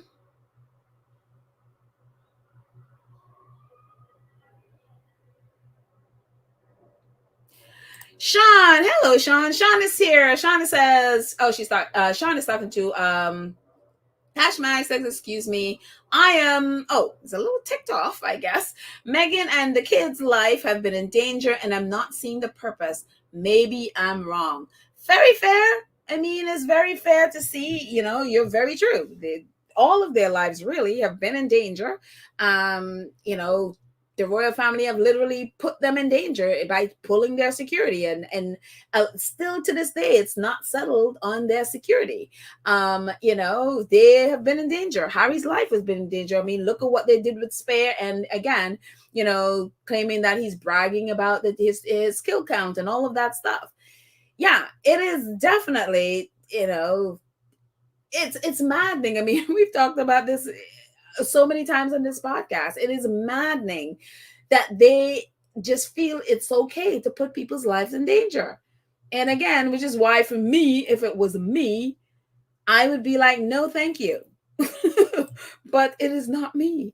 So yeah, I mean, fair enough, Sean.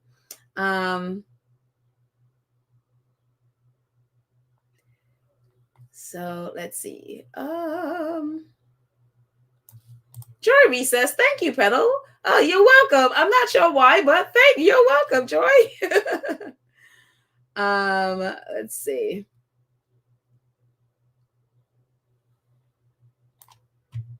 Let's see. Again, we're all responding to this based on, what is happening with the Sussexes, but also on our own personal experiences and our personal beliefs and our personal convictions.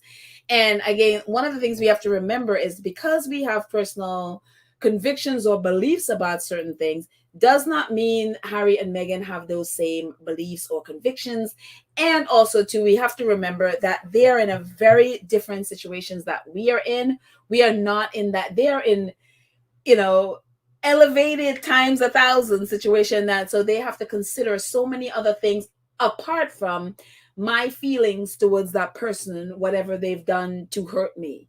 There's so many other things in play that they have to take into consideration when they're making their decisions. So again, we are all perfectly, it's perfectly fine to feel or think or believe whatever we want to feel, think, or believe, but understand that it's our whatever we're thinking or whatever is based on our view of things. We don't have the big pictures because we're not behind the scenes. So we also have to take that into consideration.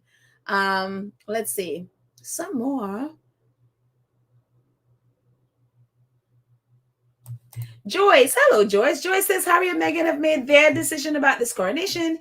It is their decision, not ours. They put into theirs. They put into. I'm not sure what that means, but it says in months' time, this coronation will be over, and the press move. I'm assuming you mean on. Yeah, very important to understand. This is not our decision. This is theirs. So we have no right to be like demanding they do anything or whatever. Definitely, talk about what you think or feel, but understand that is our opinion and our feelings, not theirs. They don't owe us an explanation. They don't owe us any answers for the decisions they make. We made the decision to support. They never asked us to support. We made the decision to mind their business. So we're not in a position to make demands of any one of them. So yeah. Let's see. Ladybird says it is Camilla who is the bad apple in this already bad father-son relationship. She does not want this son around. It is Camilla who is driving the wedge. I believe that and accept that partly because Camilla can't do anything that she's doing without Charles's full 100% backing. Charles is part of this as well. Camilla didn't cheat on Diana. Charles did. Charles was the married one. And so while it's very, it's always easy to blame the woman in this. And yes, Harry called her but again, Harry is giving his father a pass. And the fact that Camilla is Charles's wife, and Charles is part of this and all the things, whether it's the press or whatever. Charles also has a relationship with the press. Long before Harry came along, Charles was using the press to destroy Diana. He used his staff, Mark Bolan and his staff. The reason why there is this narrative about Princess Diana's mental state, that she had, that she, whatever, what are they saying? I forgot what the specific wording that Penny Jr. used to basically claim that Diana was crazy. And also Jonathan Dimbleby, is because of Charles allowed his staff to do that, to brief them on that, which was false. And this narrative stick to this day about Princess Diana's mental health. And they did that to discredit her.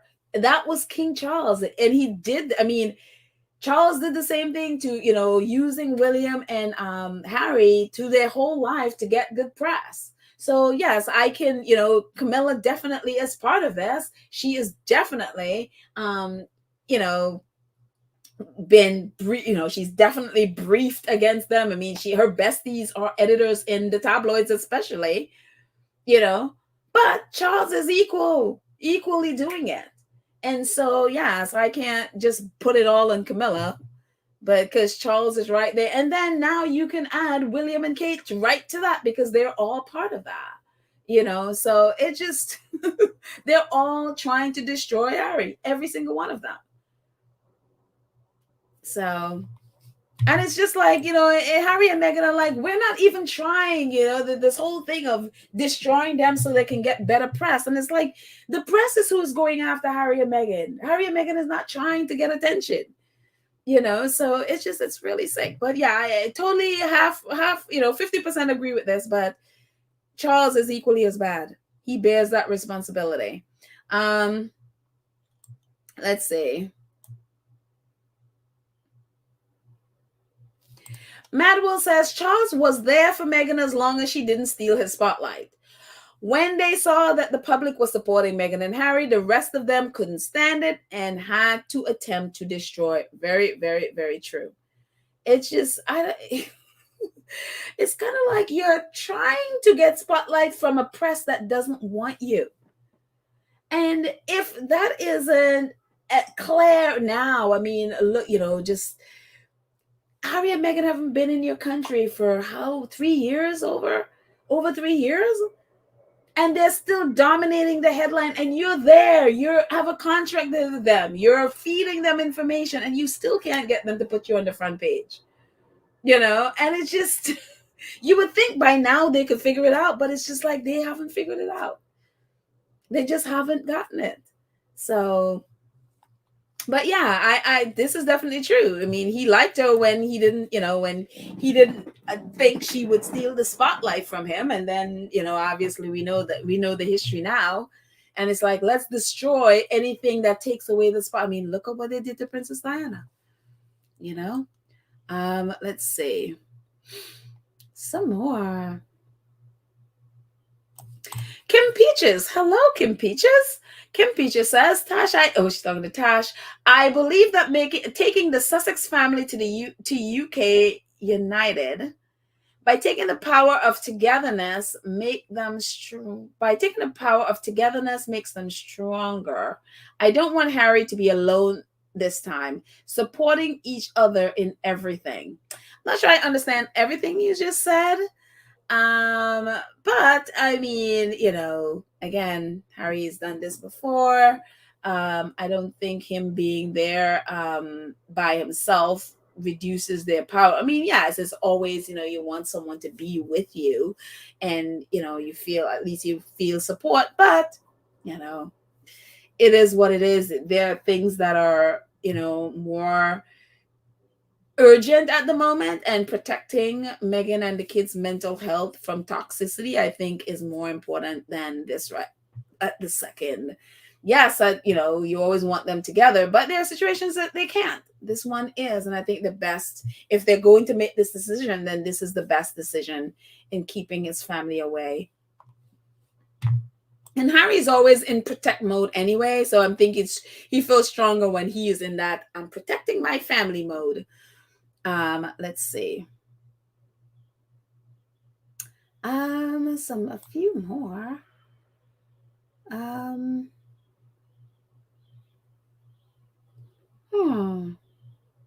Shorty says, when you gave a father and son against you, when you gave a father and son against you, who needs enemies like the toxic media who they sacrifice them to?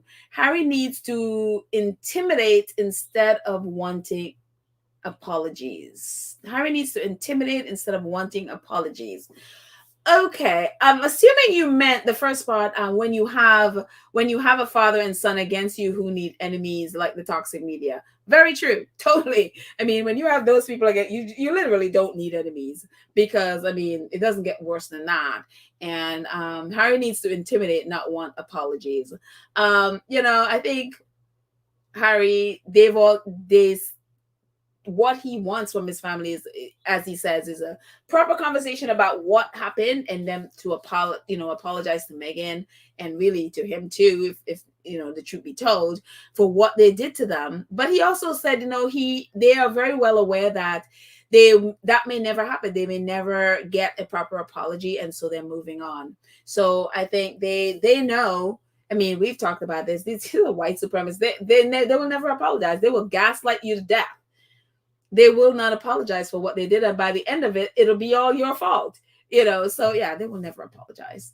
But yeah, I don't know that Harry wants to intimidate anyone. I don't think that's Harry. I don't think he wants to intimidate anybody.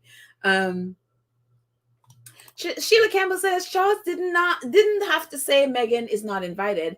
Meghan offered at the Clarence House meeting after the funeral that Harry be treated fairly, and she is prepared to step back. Clarence House leaked to the tabloids who spin. Well, Charles didn't have to say Meghan not invited. Meghan offered at the Clarence House meeting after the funeral that Harry to be treated fairly. I'm not sure I ever read this before, so I don't know I don't know this to be true.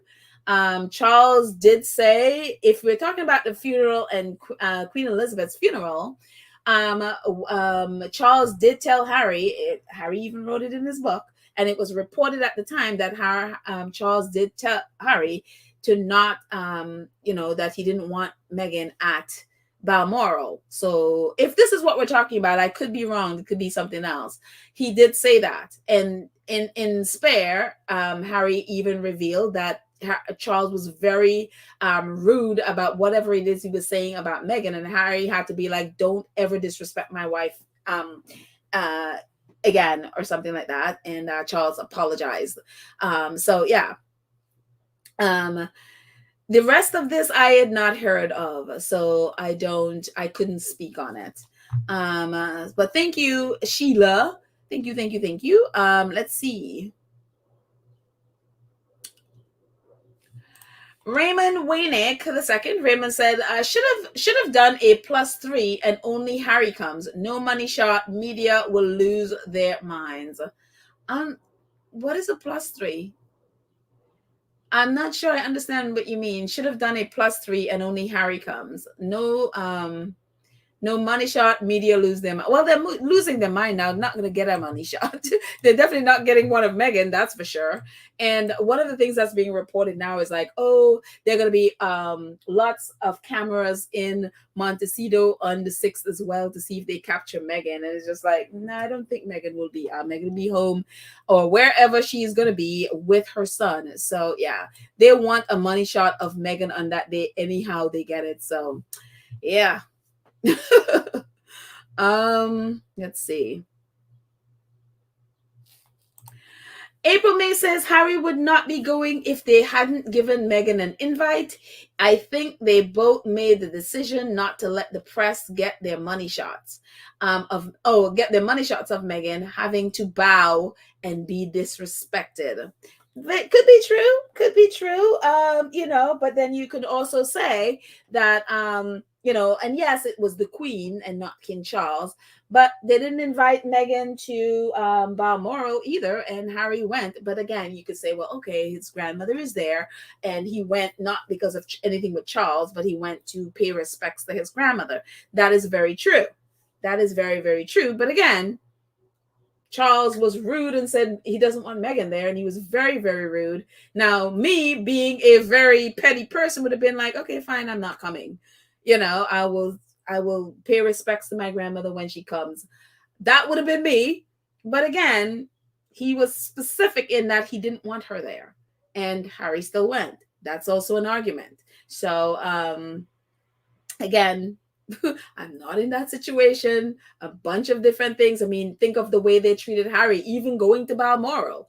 They did everything in their power to not want him there, including not inviting him to come on their plane. Harry had to basically find his way there. When he showed up, none of them were there other than, the others and King Charles and Camilla and William went off to Burke Hall, I guess. And I mean, unbelievable, they didn't.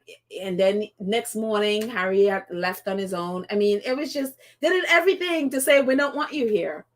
And he still stayed and went. Again, that's an argument as well. So again, this whole thing is very, very nuanced. It is not black and white. And that's why for me, even with the Jubilee the last time, I offer grace. I extend grace because I know for me, I would not want to, I wouldn't be able to navigate the situation. And my instinct would be flight. I'd be like, no, I want none of this. I'm out of here. No, I'm not dealing with any of you. I don't want any of this. I wouldn't be able to navigate it this way. And I just would not want to deal with that. And so again, the fact that they are saying and trying to, and it's good that they have each other so they can bounce ideas off of each other. They can, get each other's perspective on what the best way to do. And then I'm sure they have advisors who they can talk to as well, who've been in toxic situation and have had to deal with toxic relatives, so kudos to them for being able to come out with something that's sane. So yeah. Let's see. Kathy Gabby. Hi, Kathy Gabby. Kathy says, Meghan might want to show Thomas the same grace somewhere down the line. Who knows? That is very true. That is very, very true. Again, people can change. People, we're not one dimensional. We have, we've all made horrible choices in our lives, and then down the road is like, oh man, yeah, no, I shouldn't have done that, and then decide to go on a different path. That is possible as well. Right now, with Thomas, this, I don't know, they claim that he still has a stroke, whatever, who knows, whatever, but you never know. Stuff, would I be shocked? No. Again, it's like you living the life that that's best for you. And again, we're not part of the situation. I'm looking at it now for me on the outside, be like, oh no, never. Not with Thomas Markle, not with Samantha. Absolutely not. Especially not with Samantha Markle. Some people just will not change. Some people just are toxic. But even that, even though I could be that absolute in things, even that is not true. Because no matter how horrific we are, we all have it within us to change. And people can change from really horrible things, from doing really horrible things. And so who knows? Who knows? And for his sake, he has made a mess of his relationship, his life, and his relationship with his daughter, a complete mess after being, a good dad up until apparently that time. And again, I didn't know Meghan before, so I didn't know about any of that stuff. But according to what I'm hearing and what I've read before, the whole royal thing, they had a great relationship. And then the press got in there and he turned into what he is now. So there was a good person apparently before. So there's no reason to say maybe down the road, a few years, for him to have thought through what the mess he's made of his relationship with his daughter, that he can't change. And there's nothing to say. I mean, what are we going to say if down the road he decides to change and Meghan is like, okay, I'm going to give my dad a second chance? That is possible. That is possible. As horrific as it sounds, it is possible. So we have to also, again, be prepared that, that is their life, not ours. So, and again, I mean, I'm all on the side of people changing.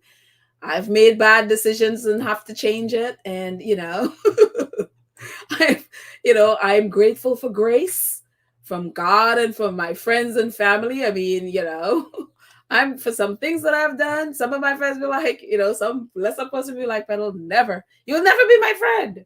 And I'm grateful for the friends and family that I have, that no matter what I've done, they have loved me unconditionally and offered me grace, So, but it's very, very, very interesting. Sean, hello, Sean. Sean says there's always going to be an excuse to go back. Lily's birthday, Meghan's birthday, anniversary, and so on. Yeah, they will expect I mean, again, they're toxic. Expect them to always do something on one of these birthdays, so that way they'll put, and again, it's up to Harry and Meghan if they want to put their foot down and say no. It is up to them. And, for me personally, again, I'd be like, nah, no. That's me. But again, it's what you have to expect, that they are toxic people. They are constantly going to push. They're constantly going to do that. So yeah. Oh, bye, Gwendolyn. Have a great day. Thank you for hanging out with us for the time that you were. Thank you. Thank you. Maria says, I believe that was Camilla who set that date to be spiteful. Could be. She is that. So would I put it past her? No, I would not. But again, Charles is right there. He would have had to go along with it. And he would have known that's Archie's birthday.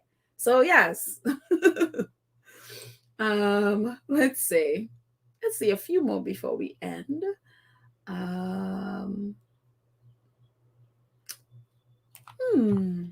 Joan Hickey. I don't think I had Joan Hickey on. Let's see. Joan says, I think Harry is still afraid of Chucky and William, a residue of childhood.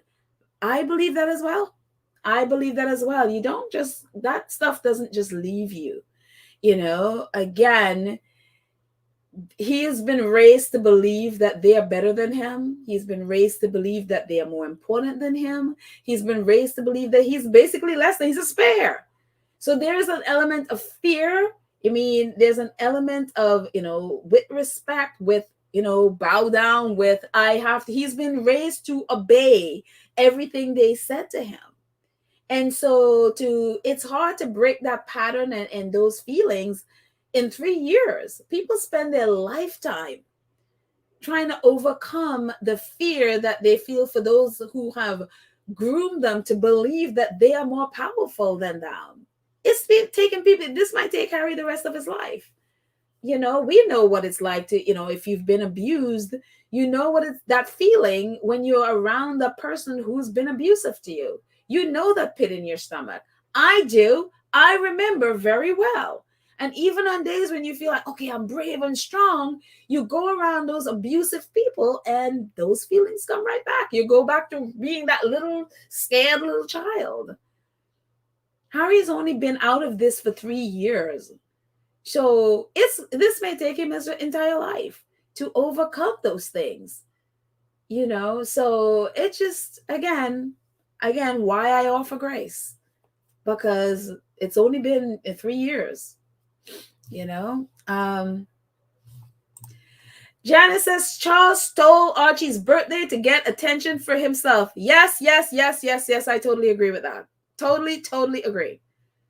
And that's why as squaddies, we'll be celebrating Archie and not Charles. And I hope the American media completely. I mean, I'm sure ABC and NBC are going to be broadcasting, maybe some of CBS, but they have a vested interest. But I hope that most of the American people just completely ignore it. That's what I hope. V says Harry can get back to California in time for his son's birthday. The time difference is that the UK is 5 hours ahead. Exactly. Harry can, if he leaves right after the coronation, he can get back to California by about 6, 7, 5, 6, 7 around there, depending on how long the flight. It's usually a 11, 12-hour flight. He can definitely get back to California by evening time. So if that's the route they take. It's gonna be tough though. That I don't envy that jet lag. Maybe sleep on the plane. That would be helpful too. So yeah. Let's see. Tashmak, hi Tashmak. Tashmak says she's talking to Marilyn Matthews. The gutter press would say that because it's their only way to attack M, but we know they are both in that. We know that they invited both Harry and Meghan. We know H is going, so the rumor makes no sense with what's known. So what exactly is the press saying? That Meghan wasn't inviting, I'm assuming? Don't know. I mean, the British press will come up with something. They are losing money because Meghan isn't there, so expect pretty much anything. So yeah. Catherine Bryan says, I'm sure Harry can be intimidating when he wants to be. I'm sure. I don't think that's Harry's wish or his what he wants. You want people to respect you, not be intimidated by you. So I think that's more where Harry and Meghan go. That's more where they lean into. But yeah, so yeah. I don't know that Harry. I think they're more lean into love than intimidation. Magan Gaza. I'm so sorry. My tongue's tied at the moment. Says, I love how observant the moderators are. You are sharp. Yes, our moderators are amazing. You are sharp. Yes, however stupidly clever a troll tries to be, you don't leave it unchallenged. You're observant enough to trust your integrity. Yes, thank you, Mac and Gaza. Our moderators are amazing. Lydia, Church, Nelly, Karen, M, and Cookies and Cream. They are awesome. They definitely keep our space safe. Thank you. And thank you so much for recognizing them. They are indeed amazing. So let's get a couple more before we end, because I got to run off to my job. Let's see. Sylvia Dixon says, my hope is that after this coronation, Harry and Meghan would consider buying a country home and getting out of the spotlight for a while. Harry and Meghan are literally not in any spotlight. They literally live quietly in Montecito, a private town, in a private community. They literally are doing nothing. I mean, Meghan, you've seen Meghan, twice in this year? And one because she went to a restaurant, and another, where did she go? Oh, on the International Women's Day, when she went to that Harvest Home LA, and they saw her leaving. Meghan has not been seen. You don't see Harry and Meghan walking around California. You don't see them walking around Montecito. They live in a private community. And so they're not in the spotlight in any way, shape, or form. The British press make up stories about them daily. So it doesn't matter where they go. This is not them doing anything. How many times have we seen Harry? Other than him doing interviews for Spare, we haven't really seen Harry at all. So it's not literally nothing that they are doing. And this is a thing too. And again, when we talk about how the British press groom, and why I do not underestimate the power of grooming, and the power of the British press grooming its audience, especially, is this, where we have not seen Meghan. Meghan has literally not said one word in 2023. We have not heard her voice in 2020. Literally, we have not heard Meghan's voice since December 6th of 2022. We have not heard her voice. We've seen stuff that they produced from earlier in 2022 and 2021, but we have not heard a live Meghan's voice since December 6th of 2022.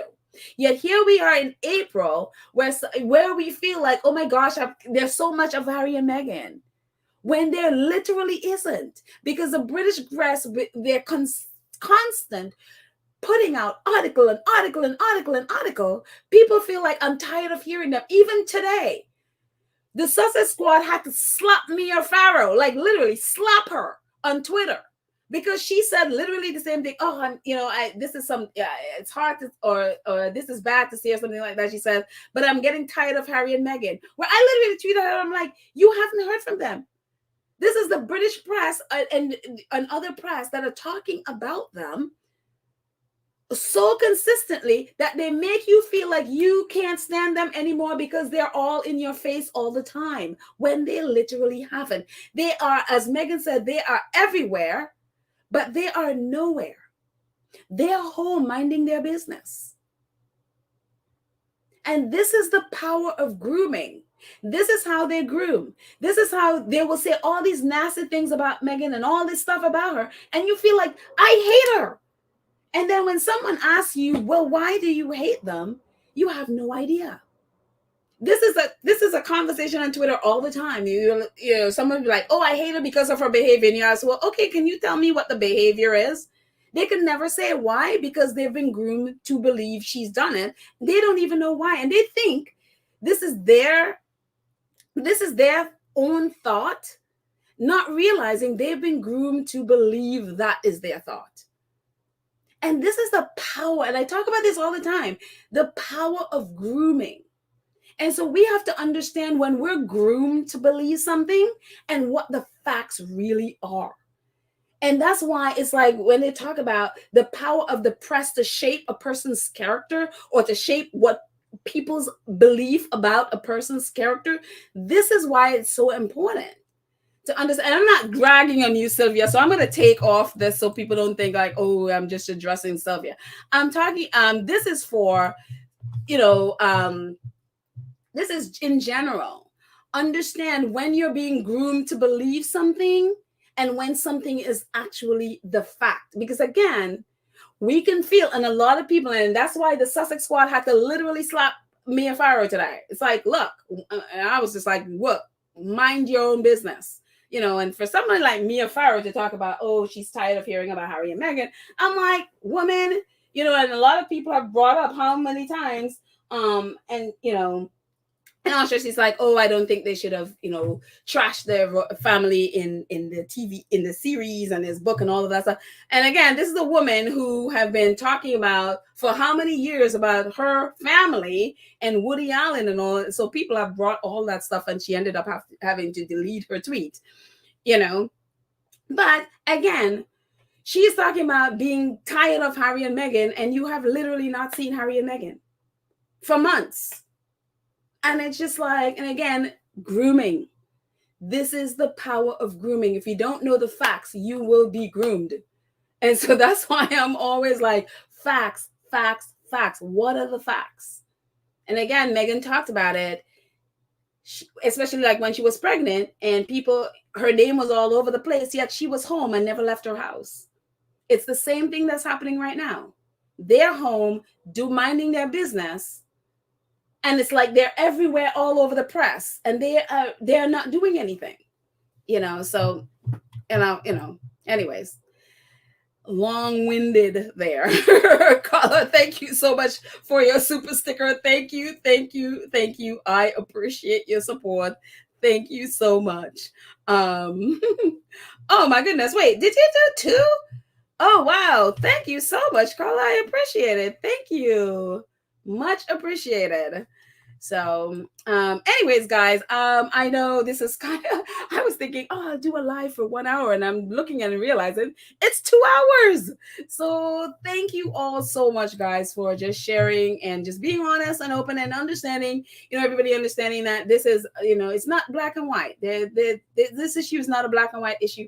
There's so many angles to it. There's so many things to consider when you're, if for example, we were in these situations and how to maneuver this. There's no right or wrong in any of this. It's, when you're dealing with toxic people, there's just no right or wrong in how you deal with it. And especially when it's family members, it's tricky, it's messy, it is just gut wrenching in every way. And my only thing with all of this is understanding our place and understanding that this is not our life. We have chosen to mind these two people's business. We've literally, that's what we've done. Even as supporters, that's what we're doing. We're minding people business that's not ours. And they don't owe us anything. They don't owe us an explanation. They don't owe us an excuse or any of those things for the decisions that they make. They're making decisions that's best for their life. They know the behind the scenes. We don't. I think we need to sometimes step back and understand that this is their life, not ours. We are not in a place to make demands on people especially grown adults, as to how they live their life. My thing and what I'm doing, and I extend that, is that I offer grace. It's like, okay, they're doing the best they can. They are human beings. They're going to make mistakes. They're going to maybe, make the wrong decision. It could be the worst decision in the world, whatever. What is the worst that can happen? They'll learn from their mistakes, and maybe next time they would not do it again. You know what I mean? So I think with everything, I try to think of what would I need in this moment, and what I would need is grace. What I would need is for people to step back and let me make the decision that I think is best for me. And even if it's the worst decision, know that I will learn from it and I will grow from it. And I would do what's best for myself and my family. And that's for me, what I would need. And I offer that to them, and I fully respect whether I agree or not. I fully respect the decisions that they make for their life. And I will just be praying for them. So that's my take on it. That's what I would offer for them. And, no, you don't have to agree. We're not a monolith. We're not a cult. We all have our different feelings about it. And I totally understand that. Coffee Bar, thank you so much for your super sticker. Thank you, thank you, thank you. I appreciate your support. Thank you very, very much. And again, thank you to our awesome moderators, Lydia, Churchnelli, Karen M, Cookies and Cream. Thank you, thank you, thank you for hanging out. Thank you for making our space safe again. I appreciate it. We all appreciate you guys just, making sure those trolls are not here, messing up our space. I appreciate it. All of you who donated, I appreciate. Thank you for your support. Please, if you're new here, or even if you're not and you haven't subscribed, go ahead and subscribe to our channel and click the notification bell so you know when we drop a video. Please like and share us. Yes, please, please, please like. Share it with your friends. Help us to build the channel. And if you're able to join the 2 Cents Crew, where you support the channel on a monthly basis. Oh, by the way, my friends, don't forget, coming up, we're doing Viola Davis's book. It is a doozy, man. I'm still reading it. It is a doozy reading that book. So on 21st, we'll be doing our 2 Cents Book Club. So hopefully you guys are, I want to say enjoy, but it's such a deep book that it's like, ooh. But hopefully that you're learning and that you're appreciating her journey as well. So I look forward to chatting with that about that with you. But again, thank you guys so much. I love you all, and I will see you next time. Have a fantastic Friday, and actually I will chat with you tomorrow. Maybe we'll have other news tomorrow, but have a great day, everyone. I love you. Bye.